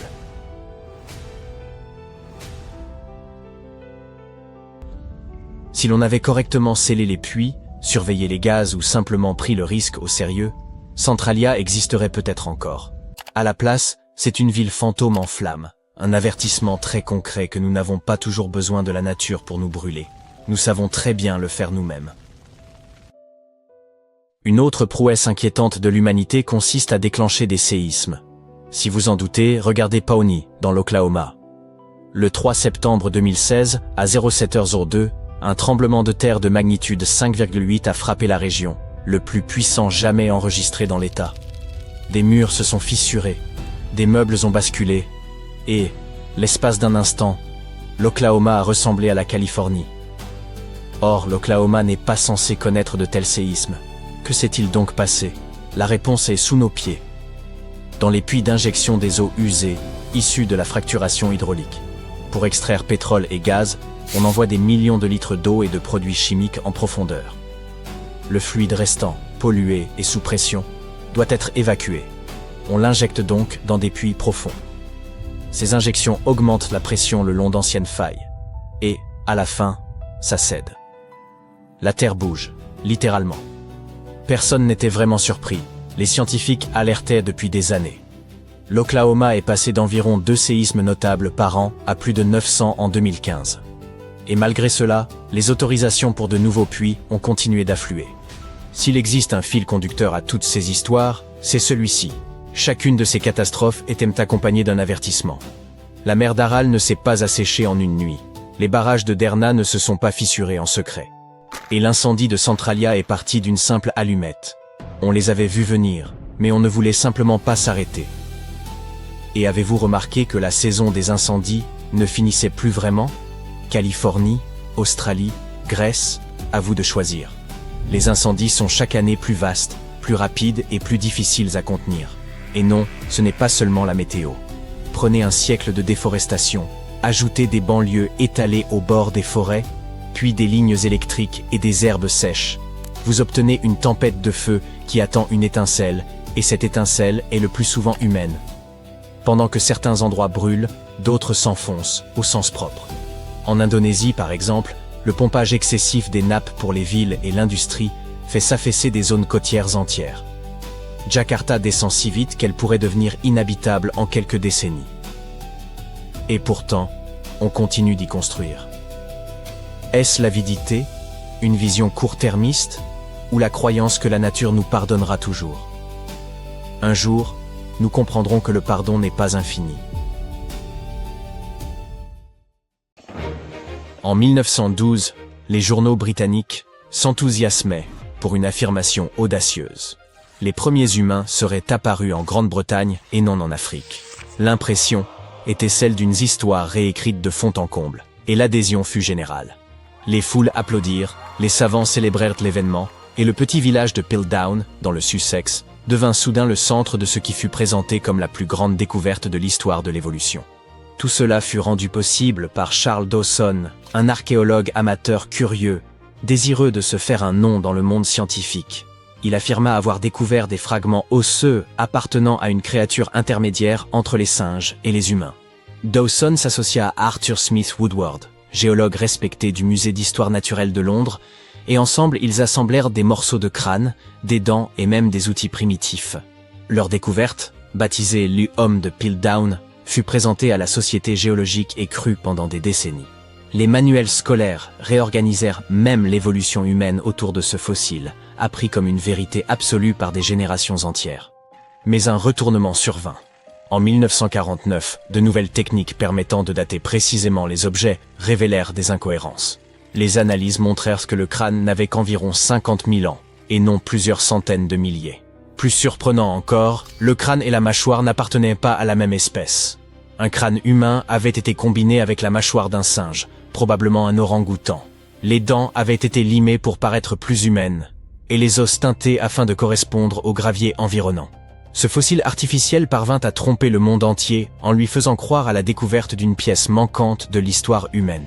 Dawson entra ainsi dans l'histoire scientifique, mais sans doute pas comme il l'avait espéré. Et il n'était pas un cas isolé. Certains agissaient par appât du gain, d'autres par soif de renommée. À la fin du 19e siècle, à Paris, les musées accumulaient les trésors antiques comme s'il s'agissait de cartes Panini. Lorsqu'une somptueuse tiare en or, prétendument attribuée à un roi scythe nommé Saïta Farnès, apparut sur le marché, le Louvre estima devoir l'acquérir. Elle était spectaculaire, richement ornée, majestueuse, digne d'un souverain. Le musée versa une somme considérable et l'exposa fièrement comme un chef-d'œuvre de l'art ancien. Puis survint la désillusion. Quelques années plus tard, un orfèvre entreprenant d'Odessa, Israël Rouchomovski, lut un article sur la prestigieuse découverte du Louvre et éclata de rire. Il reconnut la tiare qu'il avait façonnée de ses propres mains. Il s'agissait d'une œuvre moderne, réalisée sur commande pour des marchands locaux, lesquels ne lui avaient jamais révélé leur intention de la faire passer pour un trésor ancien. Le Louvre fut humilié. Une fois encore, le monde entier avait cru à un mensonge séduisant. Quant à l'orfèvre qui avait ridiculisé le musée, il gagna une notoriété durable dans le milieu artistique. La tiare détient encore aujourd'hui le record Guinness de la plus grande fraude en orfèvrerie de l'histoire. Une autre supercherie scientifique soigneusement orchestrée nous ramène dans la paisible ville de Cardiff, dans l'État de New York, quelques décennies avant l'affaire du Louvre. En 1869, des ouvriers creusant un puits heurtèrent un objet dur et massif. Ils mirent au jour ce qui semblait être un homme pétrifié de 3 mètres de haut, étendu dans le sol. Les foules affluèrent de régions éloignées pour l'observer. Des prédicateurs y virent la preuve des géants bibliques évoqués dans la Genèse. Les savants débattirent, hésitant entre fossilisation et intervention divine. En quelques jours, le géant de Cardiff devint une véritable attraction. Les visiteurs payaient cher pour le voir, 50 cents l'entrée, une somme importante à l'époque. On découvrit plus tard qu'un certain George Hull avait sculpté ce géant dans du gypse à la suite d'une dispute avec un révérend méthodiste. Hull voulait démontrer à quel point il était facile de duper les foules, en particulier les croyants, contrairement à lui. Il enterra donc le faux géant, et l'expérience réussit au-delà de ses attentes. Même après la révélation de la fraude par des experts, le public continua d'affluer par désir d'y croire. Au fil du temps, le géant changea plusieurs fois de propriétaire. Il est aujourd'hui exposé au musée Fenimore Farm and Country Village, à Cooperstown dans l'État de New York. En parlant de musée, vous avez peut-être déjà aperçu ces crânes de cristal qui scintillent sous la lumière, présentés comme des objets sacrés issus de temples mésoaméricains. Oui, ceux popularisés par un film d'Indiana Jones, associés à des pouvoirs aztèques anciens ou même à une énergie extraterrestre. Pendant longtemps, les musées les exposèrent avec fierté, jusqu'à ce que des chercheurs du British Museum et du Smithsonian entreprennent de les examiner de près. Leurs conclusions mirent alors fin au mythe.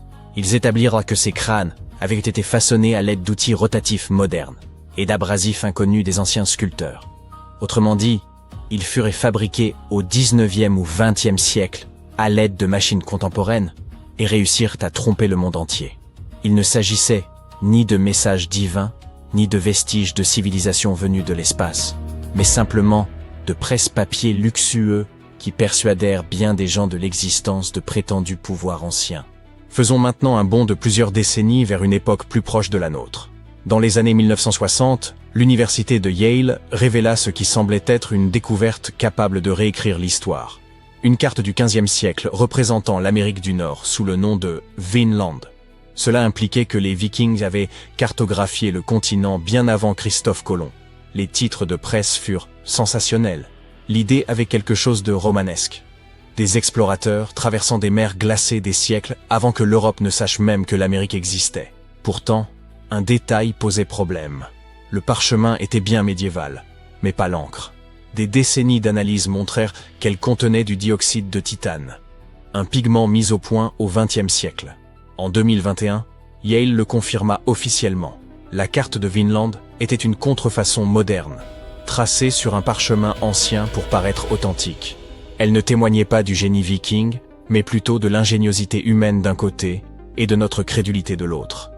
Et lorsqu'il est sa question de persuasion, l'effort est moindre lorsqu'une source réputée comme National Geographic relaie l'information, n'est-ce pas? En 1999, Le magazine présenta ce qu'il pensait être la découverte ultime, un fossile reliant les dinosaures aux oiseaux. Baptisé Archaeoraptor, il devait transformer notre compréhension de l'évolution. Provenant de Chine, il semblait parfait au premier regard. Une queue de dinosaure, des ailes d'oiseau et des os racontant l'histoire de l'apparition du vol.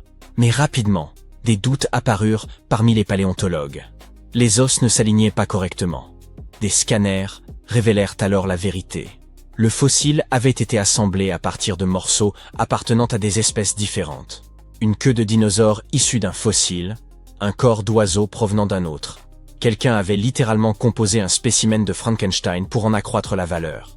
L'embarras fut considérable, en particulier pour National Geographic, qui avait construit tout un récit autour d'infos que le public voulait croire authentiques. Si vous pensez que les canulars scientifiques appartiennent au passé grâce aux technologies du XXIe siècle, voici une surprise. En 2020, le musée de la Bible à Washington fit une confession retentissante. Les 16 fragments de sa prestigieuse collection des manuscrits de la mer morte étaient tous des faux modernes. Des millions avaient été dépensés pour acquérir ce qui était censé être des textes sacrés vieux de 2000 ans, avant de découvrir qu'ils avaient été réalisés sur du parchemin ancien, mais peints avec une encre moderne. La fraude était si sophistiquée que même des experts s'étaient laissés tromper dans un premier temps. Des analyses approfondies finirent toutefois par lever le doute. Ces reliques n'avaient rien de sacré. L'enjeu ne se limitait pas à l'argent, mais touchait à la foi. Des milliers de visiteurs s'étaient tenus devant ces vitrines, éprouvant admiration, respect et sentiment de connexion, avant d'apprendre qu'ils avaient été confrontés à une supercherie. Et pour finir, voici sans doute l'une des impostures dites les plus glaçantes. En 2000, une momie apparut au Pakistan, présentée comme celle d'une princesse perse ancienne de 2600 ans, fille de Xerxès Ier. Elle fut découverte dans un sarcophage doré, enveloppé de vêtements d'or. Son visage, remarquablement conservé, troubla les archéologues qui restèrent médusés. Pourtant, quelque chose semblait clocher. Des scanners, des analyses linguistiques et une datation au carbone révélèrent une vérité effroyable. La momie n'était pas antique. Il s'agissait d'une femme moderne, probablement tuée, puis momifiée afin d'être vendue comme une fausse relique. L'affaire bascula brutalement de la fascination au drame et bouleversa de nombreuses personnes. Ce qui devait être un miracle royal se révéla être un crime infâme et un mensonge de plus. Toutes ces histoires ont un point commun, l'espoir. Les êtres humains veulent croire. Ils cherchent à toucher le passé et à trouver des preuves qui les reliaient à quelque chose de plus vaste. Qu'il s'agisse de savants en quête du chaînon manquant, de musées avides de renommée ou de croyants en quête de preuves de leur foi, tous aspirent à l'émerveillement. L'histoire regorge d'imposteurs et, parfois, ce sont précisément ces supercheries qui donnent Écoutez plutôt. Des savants estiment qu'il serait possible de ramener les Néandertaliens à la vie dans les 20 prochaines années. Non pas sous forme de fossiles ni de simulations, mais comme de véritables êtres vivants. Et non, il ne s'agit pas d'un scénario de science-fiction, c'est un débat bien réel qui anime aujourd'hui laboratoires de génétique et comités d'éthique à travers le monde. Leur ADN a déjà été déchiffré, et l'obstacle qui subsiste n'est plus vraiment de savoir si nous en sommes capables, mais si nous devrions le faire. Dissipons un malentendu. Les Néandertaliens n'étaient pas ces brutes primitives, brandissant des massues, comme dans les dessins animés. Ils ressemblaient aux humains modernes, de proches cousins ayant occupé l'Europe et l'Asie durant des centaines de milliers d'années. Ils prenaient soin des membres blessés de leur groupe, fabriquant des outils, portèrent des vêtements et parvenaient à survivre aux conditions redoutables de l'ère glaciaire, qui mettraient à mal la plupart des humains actuels. Puis, il y a environ 35 000 ans, ils ont disparu. Les chercheurs ne s'accordent toujours pas sur la cause précise. Variations climatiques, rivalité avec Homo sapiens, maladies ou métissage ont sans doute contribué à leur extinction. Si l'on évoque aujourd'hui la possibilité d'une telle résurrection, c'est parce que les chercheurs ont achevé, en 2010, le séquençage complet du génome néandertalien. On peut l'imaginer comme un manuel d'instruction inscrit dans l'ADN, indiquant à un organisme comment se développer, fonctionner et survivre. Une fois ce manuel en main, la question cesse d'être « à quoi ressemblaient les Néandertaliens ?» pour devenir « pourrions-nous en recréer un ?» C'est ici qu'intervient la technologie CRISPR, un outil d'édition génétique comparable à des ciseaux moléculaires capables de couper l'ADN à des endroits extrêmement précis afin d'y substituer d'autres séquences. les chercheurs l'emploient déjà pour étudier certaines maladies, modifier des embryons animaux ou transformer des cellules souches humaines en laboratoire. En théorie, il serait possible de partir de cellules souches humaines et de remplacer progressivement l'ADN moderne par de l'ADN néandertalien, fragment après fragment. Selon certains généticiens, ce processus pourrait devenir réalisable en quelques décennies. Il ne s'agirait pas de copier directement un individu à partir d'un fossile, l'ADN ancien étant trop dégradé pour cela, mais de transformer graduellement un génome humain jusqu'à ce qu'il reproduise les instructions génétiques néandertaliennes. Le résultat ne serait donc pas une relique du passé ressuscitée telle qu'elle, mais un corps humain contemporain reconstruit en suivant les plans biologiques de Néandertal. Les chercheurs envisagent pourtant ce projet parce qu'ils espèrent résoudre plusieurs mystères. Pourquoi les Néandertaliens ont-ils disparu alors que notre espèce a survécu? Comment leur cerveau fonctionnait-il comparé au nôtre? Pensaient-ils, ressentaient-ils ou traitaient-ils le langage différemment? Un Néandertalien vivant pourrait éclairer des questions auxquelles ossements et fossiles ne répondront jamais. Certains chercheurs pensent même que cela pourrait servir la médecine moderne. Les gènes néandertaliens influençant l'immunité, le métabolisme et l'inflammation, l'étude d'une biologie complète pourrait révéler pourquoi certaines maladies affectent aujourd'hui les humains comme elles le font. Contre toute attente, leur retour pourrait donc aussi nous aider. Mais cet enthousiasme se heurte vite à un mur éthique. Un néandertalien ne serait pas une simple souris de laboratoire, ce serait une personne. Ce fait renverse tout le projet. On ne peut traiter une personne comme une expérience, même si la science veut des réponses. Être le seul néandertalien sur Terre serait, au minimum, extrêmement difficile. Il devrait vivre sans culture, sans communauté, sans personne partageant réellement sa biologie. Il grandirait entouré d'humains modernes, qu'il étudierait sans cesse, et le considérerait toujours comme une expérience. Les critiques estiment donc qu'un tel isolement pourrait provoquer de graves dommages psychologiques. Il y a aussi la question du consentement, que ce projet violerait entièrement. Aucun néandertalien ne pourrait accepter de naître dans le monde moderne, d'être élevé par des humains, étudié toute sa vie et utilisé pour prouver une théorie. Or, le consentement est central en éthique médicale. On ne peut même pas tester de médicaments sans lui. Cloner un ancêtre humain enfreindrait clairement cette règle.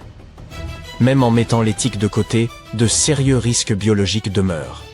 Personne ne sait comment un génome néandertalien reconstruit se comporterait dans l'utérus d'une femme moderne. La grossesse elle-même pourrait être dangereuse. Le développement pourrait ne pas suivre les attentes, et des réactions immunitaires imprévues pourraient survenir. De petites incompatibilités génétiques peuvent provoquer d'énormes problèmes lorsque l'on tente de créer un être humain à partir de zéro. Et même si tout fonctionnait, le résultat pourrait décevoir. Un seul individu ne recréerait pas une société néandertalienne, et le comportement dépend autant de la culture que de l'ADN. Sans population entière, les réponses obtenues pourraient rester superficielles, trompeuses ou incomplètes. Si le débat autour d'un éventuel retour des Néandertaliens est si intense, c'est parce que cette possibilité paraît très concrète. Le génie génétique progresse sans cesse, et les outils deviennent à la fois moins coûteux, plus rapides et plus précis. Pour l'instant, aucun laboratoire n'a l'autorisation de tenter l'expérience, et aucun embryon néandertalien n'existe.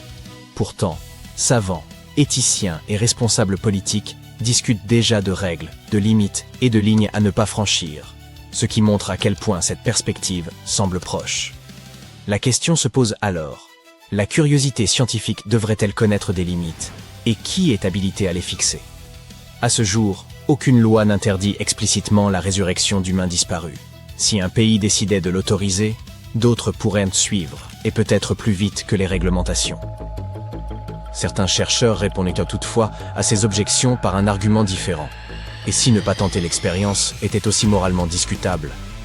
Ils rappellent que l'humanité ressuscite déjà certaines espèces disparues, manipule des génomes, et altère la vie à son niveau le plus fondamental. Mieux comprendre les Néandertaliens pourrait nous aider à affronter de futurs bouleversements climatiques ou de vastes crises sanitaires. S'ils ont prospéré dans des environnements extrêmes, leur biologie pourrait receler des aptitudes de survie dont nous aurons peut-être cruellement besoin. Ainsi, renoncer à acquérir ce savoir pourrait, un jour, coûter de nombreuses vies. Et si tout cela ne vous concerne pas parce que vous pensez n'avoir aucun lien avec les Néandertaliens, voici une surprise. Lorsque vous vous regardez dans un miroir, il est possible que vous observiez une infime part de l'un d'eux. Elle peut littéralement se trouver dans votre ADN. Selon des recherches récentes, les Néandertaliens ne se sont pas simplement éteints, ils se sont aussi mêlés à nous. Les humains modernes dont les ancêtres ont quitté l'Afrique portent généralement entre 1 et 4% d'ADN néandertalien. Les chercheurs ne disposent pourtant que de très peu de génomes néandertaliens de qualité à étudier, à peine 3 vraiment complets. Ils proviennent d'ossements découverts dans une grotte de Croatie, datés d'environ 50 000 à 65 000 ans, ainsi que de 2 autres spécimens eurasiens vieux de 50 000 et 80 000 ans. Ce matériel reste limité, ce qui signifie que chaque nouvelle découverte revêt une importance considérable. Chaque individu possède 2 versions de chaque gène, l'une héritée de sa mère, l'autre de son père. Lorsque 2 populations très différentes se croisent, leurs descendants présentent une diversité génétique accrue. Les chercheurs ont ainsi comparé l'ADN de 3 néandertaliens avec celui d'environ 2000 humains modernes. Le résultat fut surprenant. Les néandertaliens eux-mêmes pouvaient l'emporter jusqu'à 3,7% d'ADN d'humains modernes. Autrement dit, ils ne se sont pas seulement mêlés à nous, nous nous sommes aussi mêlés à eux. Environ un parent néandertalien sur 30 aurait pu être un humain moderne, et ces échanges ne se sont pas produits qu'une seule fois. Les analyses génétiques révèlent au moins 2 grandes phases de métissage. L'une il y a 200 000 à 250 000 ans, l'autre entre 100 000 et 120 000 ans. Il y en eut peut-être davantage, mais l'ADN s'apparente à une photo floue. Plus l'événement est ancien, plus il devient difficile d'en distinguer les traces. Selon une autre étude récente, la majorité de l'ADN néandertalien chez les humains modernes provient d'une longue phase de métissage survenue il y a environ 47 000 ans et ayant duré près de 7 millénaires. Cela correspond à des générations ayant grandi ensemble. Les fossiles vont dans le même sens.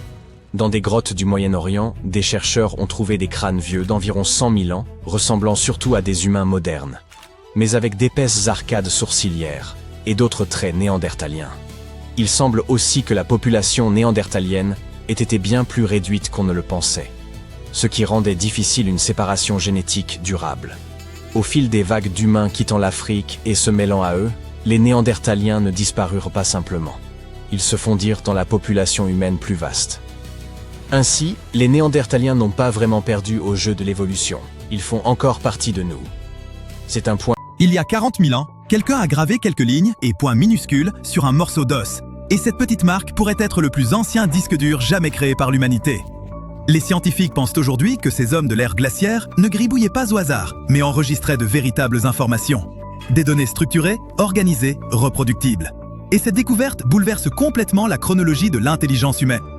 Pendant des décennies, les archéologues n'ont cessé de trouver d'étranges symboles gravés sur des outils et des sculptures de l'âge de pierre.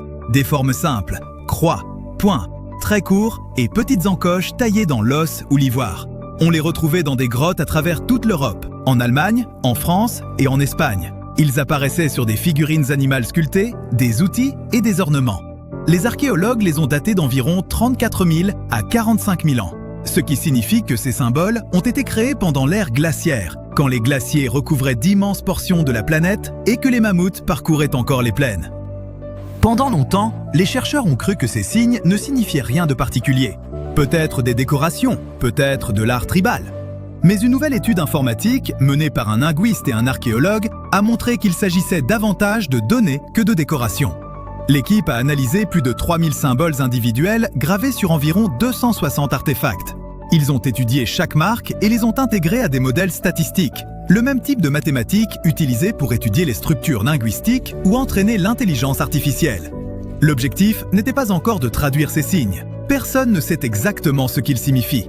Les scientifiques ont plutôt examiné ce qu'on appelle la densité d'informations, c'est-à-dire la quantité de données significatives qu'on peut stocker dans une séquence de symboles. Quand les chercheurs ont analysé les résultats, ils ont constaté que les séquences de symboles avaient presque la même densité d'informations que le proto-cunéiforme. C'est le plus ancien système d'écriture connu, originaire de Mésopotamie antique vers 3000 avant notre ère, soit environ 40 000 ans plus tard. Certains signes de ces gravures glaciaires se répètent de manière prévisible. Croix, croix, croix, trait, trait, point.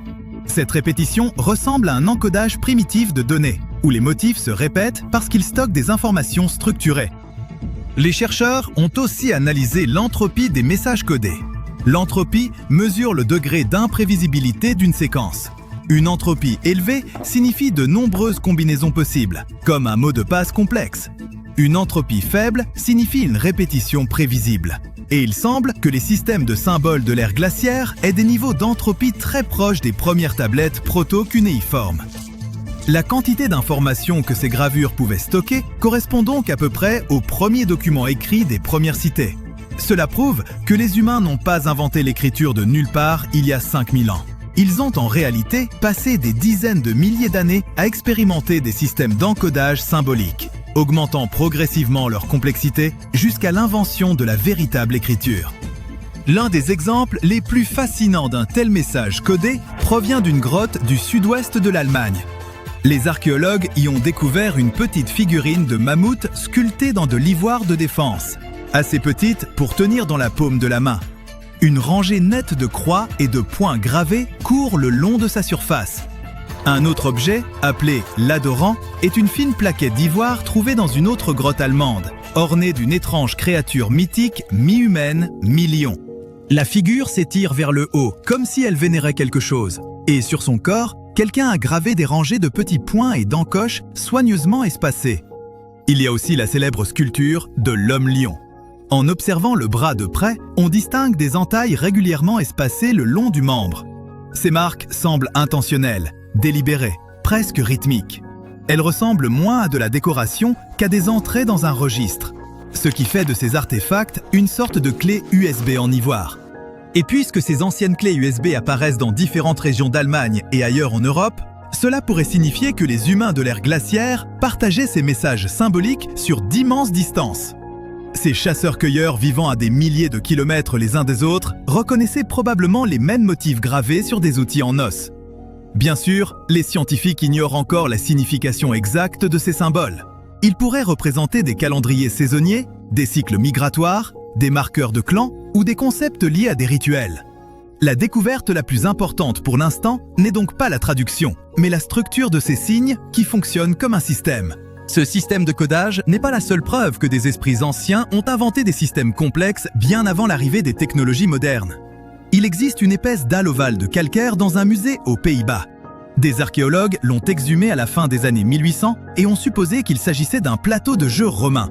Le problème, c'est que personne n'arrivait à en comprendre les règles.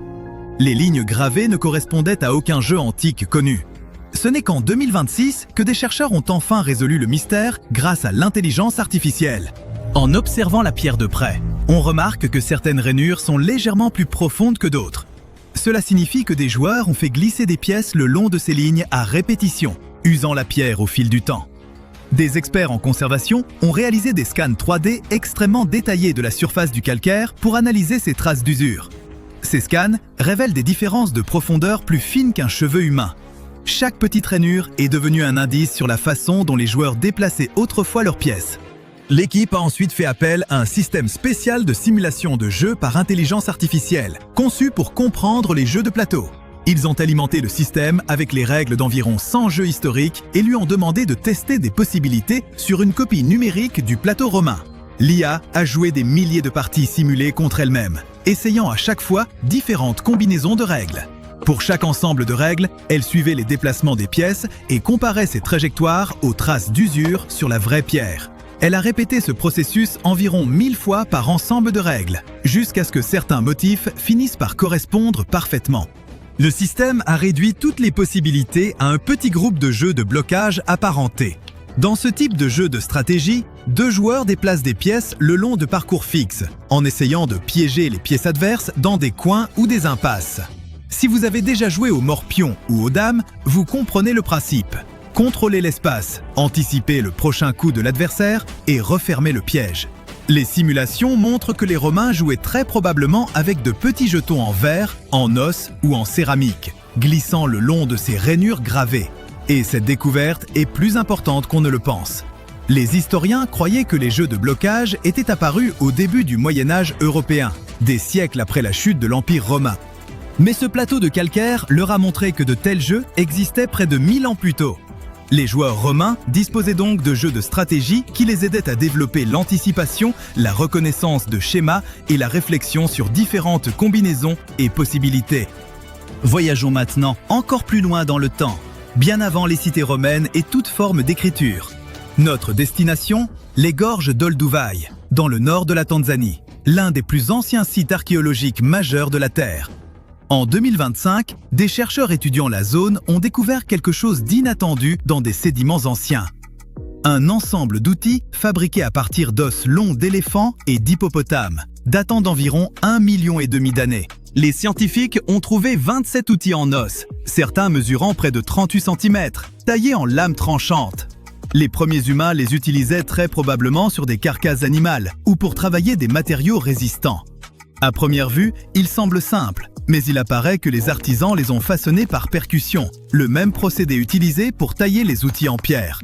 La percussion consiste à frapper un matériau avec précision pour en détacher de petits éclats et former progressivement un tranchant. L'os se comporte très différemment de la pierre. Il contient du collagène, ce qui le rend légèrement souple et élastique. Si on frappe trop fort, il se brise de façon imprévisible. Trop doucement et rien ne se passe. Celui qui fabriquait ces outils comprenait donc le comportement du matériau. Il adaptait sa technique pour façonner l'os sans le détruire. Les archéologues pensent qu'Homo erectus, une espèce humaine primitive aux proportions corporelles proches des nôtres, a créé ces instruments. Il semble aussi que les artisans préféraient les os longs et épais, les parties les plus solides du squelette animal. Pour faire ce choix, il faut comprendre l'anatomie et la résistance des matériaux. Les ingénieurs d'aujourd'hui utilisent encore cette même logique pour choisir les matériaux de leurs machines. Quand on rassemble toutes ces découvertes, on constate que nos ancêtres ont conçu des systèmes, inventé des technologies, stocké des informations et joué à des jeux complexes bien avant l'apparition de la civilisation moderne. Nous ne sommes donc pas devenus intelligents du jour au lendemain. Nous construisons notre savoir depuis des dizaines de milliers d'années. Ce qui avait débuté comme un simple nettoyage visant à retirer de la boue au large des côtes indonésiennes, s'est transformé en la découverte de vestiges d'une masse terrestre engloutie datant de l'âge de glace. Les archéologues ont mis au jour plus de 6000 fragments fossiles, parmi lesquels des restes d'Homo erectus âgés de 140 000 ans. Cette trouvaille a forcé les scientifiques à repenser la manière dont les premiers humains vivaient, se déplaçaient et interagissaient en Asie du Sud-Est.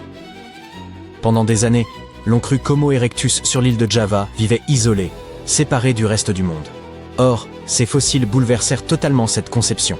Java n'était alors pas une île, mais constituait une partie d'une vaste masse terrestre baptisée Sondaland. Ainsi, l'Asie du Sud-Est s'étendait comme si l'océan avait été vidé, reliant l'Indonésie, la Malaisie, Bornéo, la Thaïlande et le Vietnam en un unique et immense territoire. Les îles actuelles de Java, Sumatra, Bornéo et Bali étaient reliées par des réseaux fluviaux rappelant probablement l'Amazonie, par des forêts où circulaient d'imposants animaux, et par des plaines côtières qui seraient plus tard submergées à mesure que les températures s'élevaient. Homo erectus ne se trouvait pas contraint, il prospérait dans ce qui s'apparentait à un petit bonheur préhistorique. Ce paysage n'avait rien de ce que nous imaginons généralement de l'ère glaciaire, souvent perçu comme un désert gelé. Le niveau des mers chuta de plus de 120 mètres. Une partie considérable de l'eau s'étant figée en glacier. Lorsque ces volumes se retrouvèrent emprisonnés dans la glace, d'amples portions du plancher océanique émergèrent, comme de gigantesques pierres de gué. Les premiers hommes n'avaient plus besoin de bateaux. Ils pouvaient se rendre à pied de l'actuelle péninsule indochinoise jusqu'à des lieux qui sont aujourd'hui des îles, explorant et chassant des troupeaux à travers ces terres ouvertes, comme sur un gigantesque réseau autoroutier préhistorique. Cette vaste autoroute est essentielle, car elle réécrit totalement la compréhension des déplacements des premiers humains. Homo erectus disposait d'un continent entier à parcourir. Il suivait les fleuves, traversait les vallées et s'adaptait à des environnements variés, de la même façon que vous découvrez des raccourcis pour vous rendre au bureau ou trouver de nouvelles routes vers votre café préféré. Comme tout était interconnecté, les animaux circulaient aussi librement. Tigres, éléphants, bovins gigantesques et tortues de la taille de petites voitures. Les humains suivaient ces impressionnants animaux. Parmi les fossiles extraits du détroit de Madura, certaines preuves de ce comportement sont apparentes, comme des carapaces de tortues portant des traces de découpe et des os de bovidés fracturés. La présence de marques précises sur les os indique que quelqu'un prélevait délibérément la viande à l'aide d'outils qu'il avait façonnés lui-même. Quant aux os fendus, ils révèlent l'extraction de moelle, sorte de pâte protéinée préhistorique, riche en graisse et idéale pour obtenir les calories nécessaires à la survie. Ce niveau de planification et de savoir-faire surpassait ce que les chercheurs attendaient d'Homo erectus. Il rapproche cette espèce des comportements observés chez les premiers Homo sapiens ou les Denisoviens, montrant qu'ils ne se contentaient pas de subsister sur des restes, ils chassaient activement, transformaient leur nourriture et la partageaient, peut-être comme le font les humains modernes. Si vous les imaginez encore comme des hommes des cavernes lourdeaux et voûtés, oubliez cela. Ils étaient d'une vivacité remarquable. Les techniques qu'ils employaient pour transformer leur nourriture se rapprochent étrangement de celles d'autres hominidés, pas uniquement Homo erectus. Nous parlons là de l'homme de Flores, des Denisoviens et des premiers Homo sapiens. Cela suggère que ces groupes n'existaient maintenant peut-être pas seulement côte à côte, mais qu'ils ont pu interagir, échanger des idées, copier des méthodes, ou même se croiser et partager des territoires. Ainsi, l'Asie du Sud-Est ne se présente plus comme une série d'îles isolées, mais comme un écosystème humain foisonnant où différentes espèces se croisaient. Et voici l'aspect tragique, tout ce que nous connaissons de ce lieu, tout ce que les humains y ont construit, perdu et découvert, repose désormais sous les eaux. À la fin de l'ère glaciaire, les glaciers fondirent comme des cornets de glace sur un trottoir brûlant. Le niveau de la mer s'éleva, d'abord lentement, puis rapidement. Les rivières débordèrent, les côtes disparurent, et des paysages humains entiers furent engloutis par les vagues.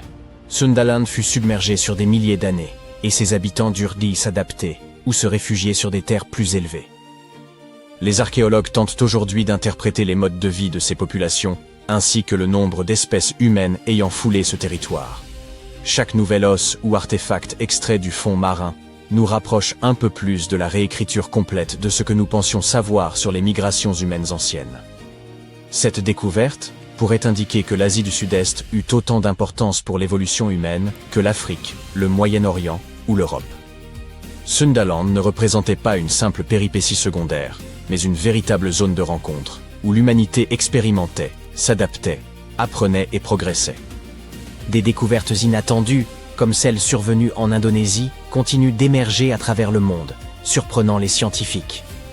En Chine, des agriculteurs espéraient récupérer des excréments de chauves-souris pour en faire des engrais naturels dans une étroite grotte calcaire. Ils tombèrent cependant sur des fragments d'os fossilisés, ressemblant étrangement à des parties d'un crâne humain. Ce crâne s'avéra extrêmement ancien, âgé d'environ 300 000 ans. Les chercheurs le baptisèrent, finalement, Maba 1. Découvert dès 1958, ce fossile suscita depuis lors de vives discussions quant à l'espèce humaine à laquelle il appartenait. Durant le Pléistocène moyen tardif, le monde s'apparentait à un véritable carrefour où déambulaient différentes espèces humaines anciennes. Ou, peut-être, Maba 1 provenait-il d'une espèce encore inconnue? Le principal problème résidait dans le fait que les chercheurs ne disposaient que d'une partie du crâne, ni mâchoire, ni autres os, comme tenter de résoudre un gigantesque puzzle avec la plupart des pièces manquantes. Pendant longtemps, on supposa qu'il pouvait s'agir d'un néandertalien. Mais l'emploi de la microtomographie, semblable à une supervision permettant d'examiner l'intérieur des fossiles sans les endommager, révéla d'étranges structures tubulaires reliant certaines zones de la boîte crânienne, structures quasi inexistantes chez les néandertaliens. L'agencement interne du crâne s'apparentait davantage à Homo erectus, une espèce humaine bien plus ancienne, sans pour autant correspondre parfaitement. La taille et la forme du crâne se rapprochaient des humains modernes et des néandertaliens, tout en présentant des caractéristiques inhabituelles pour Homo erectus.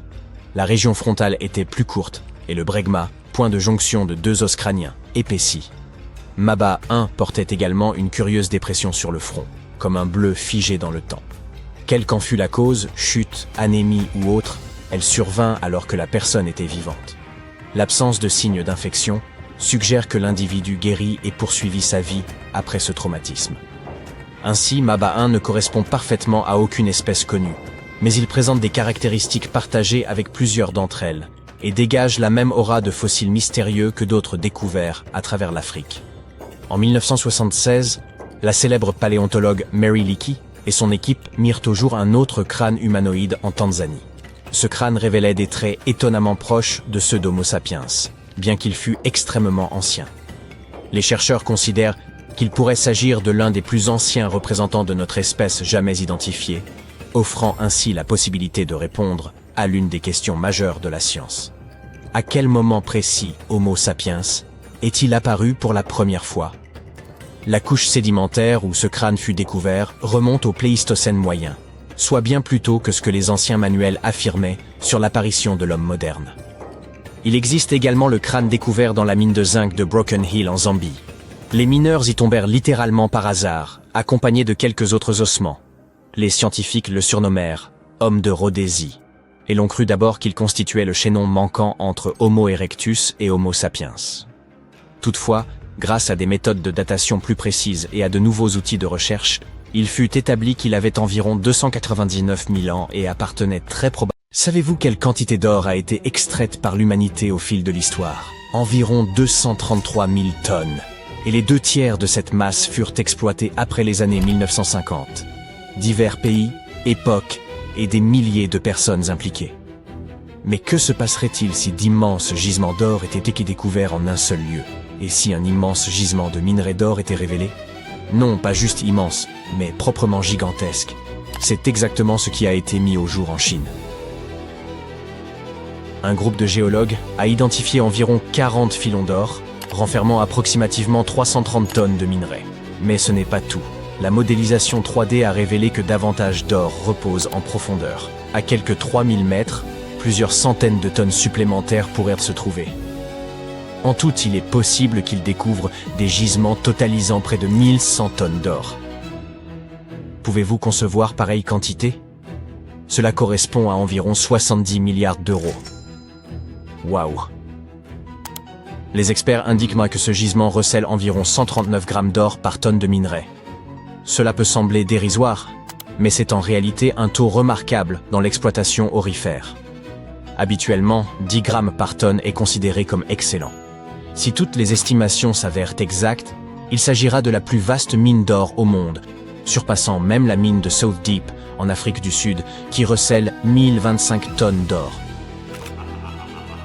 Certains s'inquiètent, et d'autres se réjouissent. L'or, toujours l'or dans les esprits. Tous désirent de l'or, tous en acquièrent. Sa valeur s'accroît, et il apparaît bien plus sûr que le Bitcoin ou l'argent liquide. L'or évoque richesse et luxe. Il demeure constamment un placement précieux et rentable. Mais un instant, pourquoi en est-il ainsi? Qu'est-ce qui pousse les gens à s'enthousiasmer pour ce métal brillant? La vérité est que l'or possède à la fois une valeur pratique et psychologique. Depuis des siècles, l'or incarne le pouvoir, le prestige et la prospérité au sein de diverses cultures. Il semble que nous portions en nous une mémoire ancestrale nous signalant que l'or est précieux. Songez aux innombrables problèmes qu'il aura causés aux héros littéraires et aux multiples aventures autour de l'or que nous avons vues au cinéma. L'or suscite la joie et l'avidité, la cruauté et la domination. Voilà pourquoi il séduit tant de monde. Certes, il charme par son éclat, mais il demeure aussi d'une grande utilité. L'or ne rouille pas, ne se corrode pas, se conserve sur de longues périodes et ne se détériore pas. Il constitue l'investissement fiable par défaut. Toutes les autres formes d'épargne risquent de perdre de leur valeur lors des crises, tandis que l'or reste stable. Le seul inconvénient réside dans le risque de vol. Outre la joaillerie, l'or intervient dans l'électronique, la médecine, l'aérospatiale et de nombreux autres secteurs. Le Bitcoin tire sa valeur de la confiance des gens à travers le monde. L'argent possède sa valeur grâce à l'appui des autorités. L'or, en revanche, a une valeur intrinsèque. Il est tangible, visuellement séduisant, et son prix est consolidé par la croyance séculaire en sa valeur durable. Mais ne laissez jamais l'or vous troubler. Nombreux sont ceux qui perdent leur honneur, voire la raison à cause de lui. Évitez ce piège. Ce n'est qu'un simple morceau de métal brillant. D'autres métaux précieux existent dans le tableau périodique. Le palladium, l'argent, le cuivre, le platine. Pourquoi l'or occupe-t-il la première place? Les métaux moins nobles tels que le cuivre, le fer, le plomb et l'aluminium se corrodent et rouillent. L'aluminium, de surcroît, manque de durabilité. Le platine et le palladium surpassent l'or en prix. mais leur rareté et la difficulté de leur extraction en limitent l'exploitation. Peu de pièces pourraient en être faites. L'argent, plus tendre que l'or, ternit, se raye et se déforme. Et pour être franc, l'or reste le plus séduisant. Mais une autre raison explique ce coût élevé. Il est ardu à obtenir. L'extraction de l'or constitue un processus fastidieux. Dans les documentaires, vous avez peut-être observé des personnes se tenir à l'embouchure d'une rivière, collectant limon et argile, les tamisant à travers de la gaze et de petits filets pour y découvrir quelques particules d'or. Il s'agit là de l'une des méthodes d'extraction de ce métal précieux. Il faut fournir un travail considérable pour obtenir seulement quelques fragments. Comment déniche-t-il l'or? Autrefois, c'était une question de chance. Quelqu'un marchait le long des rives et apercevait un éclat dans l'eau. Aujourd'hui, les méthodes de détection se révèlent bien plus efficaces. Les géologues savent que l'or est présent dans presque toutes les roches et tous les sols, mais ces particules sont si infimes qu'elles échappent à l'œil. Lorsque la concentration devient suffisamment élevée et perceptible, commence alors le travail d'extraction. Des équipes géologiques spécialisées recherchent activement ces sites. Dès qu'elles découvrent de l'or, elles forent des puits, prélèvent des échantillons de sol et évaluent si la quantité de métal permet une exploitation minière à grande échelle. La production dépend de la nature du gisement. Lorsque l'or se trouve dans une roche dure, les mineurs forent des trous, y placent de la dynamite, puis la font exploser. L'explosion fragmente la roche afin d'en extraire le métal. Mais cela ne constitue que le début du processus. Après avoir rassemblé ces gros fragments, les ouvriers les transportent vers des usines pour en extraire le précieux matériau. Au premier stade, les spécialistes réduisent les gros fragments en morceaux plus petits. À l'aide de concasseurs, ils broient le minerai jusqu'à obtenir de petits fragments semblables à du gravier. Il est ensuite introduit dans des tambours rotatifs remplis de billes d'acier. La rotation des tambours permet aux billes de réduire le gravier en poudre sous la pression. Cette masse est ensuite mélangée à de l'eau et filtrée. Par la suite, l'or est extrait du minerai au moyen de solvants chimiques et de systèmes de purification complexes. Il se fixe au carbone, puis en est séparé, suivi de plusieurs procédés supplémentaires, incluant l'électrolyse et des purifications plus approfondies. Enfin, l'or est fondu, débarrassé de ses impuretés, coulé en lingots, puis expédié vers d'autres installations pour un traitement complémentaire. Oui, il s'agit d'un processus difficile et chronophage, et il n'est pas toujours rentable. Il est possible de découvrir un gisement de métal précieux, mais son extraction peut s'avérer trop onéreuse et la quantité d'or ne suffira pas à rendre l'effort économiquement justifiable. Seuls 10% des dépôts mondiaux d'or contiennent suffisamment de matières précieuses pour compenser les coûts d'extraction et de traitement. De nombreuses zones regorgent d'or, mais savez-vous combien sont réellement exploitables de manière productive? Moins de 0,1%. Cela constitue probablement une raison supplémentaire de la valeur exceptionnelle de l'or. Mais existe-t-il un autre matériau capable de susciter un tel engouement? Oui, et l'on le surnomme l'or liquide. Il s'agit de l'hélium. Ce gaz sert à gonfler les ballons, mais ce n'est pas là son principal intérêt. L'hélium peut atteindre des températures ultra basses, possède des propriétés supraconductrices et se distingue par sa légèreté. Il est utilisé en médecine pour le diagnostic, notamment pour l'imagerie par résonance magnétique. L'hélium refroidit les réacteurs nucléaires et régule la température du carburant des fusées lors du lancement. Lors de plongées profondes, les plongeurs respirent un mélange d'hélium et d'oxygène pour éviter les troubles liés aux variations de pression. L'hélium s'avère ainsi indispensable au monde moderne. Un autre matériau précieux est le graphène. Ce n'est pas seulement l'un des matériaux les plus résistants au monde, c'est également un excellent conducteur. La chaleur et l'électricité le traversent aisément, ce qui le rend extrêmement prometteur pour le développement de... Quoi exactement? Étant donné que le graphène est aussi flexible, hydrofuge, non toxique et doté de propriétés antibactériennes, il se prête au développement d'innombrables applications. Équipements médicaux, génie mécanique, électronique, construction, logistique, conservation énergétique, industrie spatiale et sous-marine, et bien plus encore.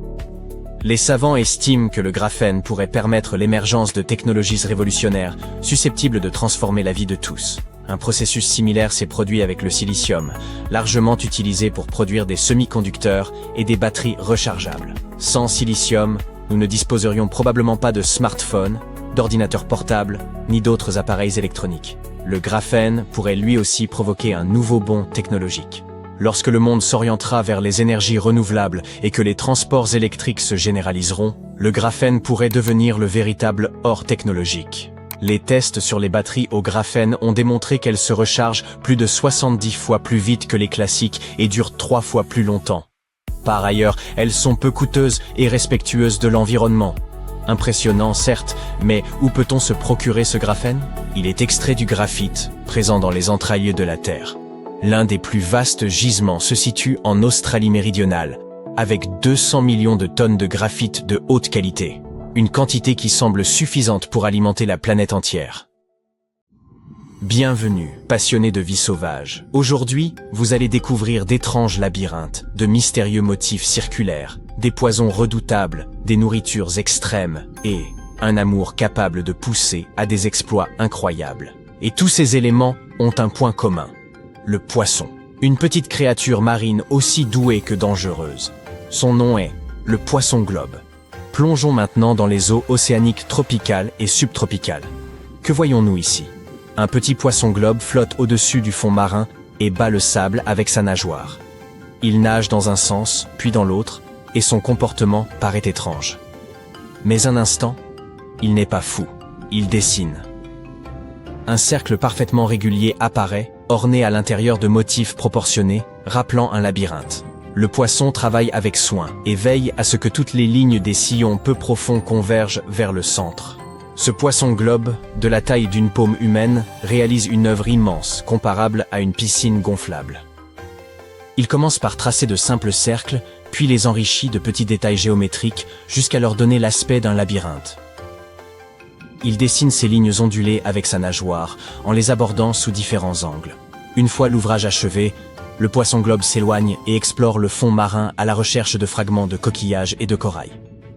Il choisit avec soin les plus petits, puis les rapporte pour décorer le labyrinthe. L'ensemble du travail demande plus d'une semaine. Mais dans quel but? Ce poisson n'attend certainement ni critique d'art ni récompense pour ses talents, n'est-ce pas? Bien sûr, il ne s'agit pas d'un simple dessin. Il a une fonction précise.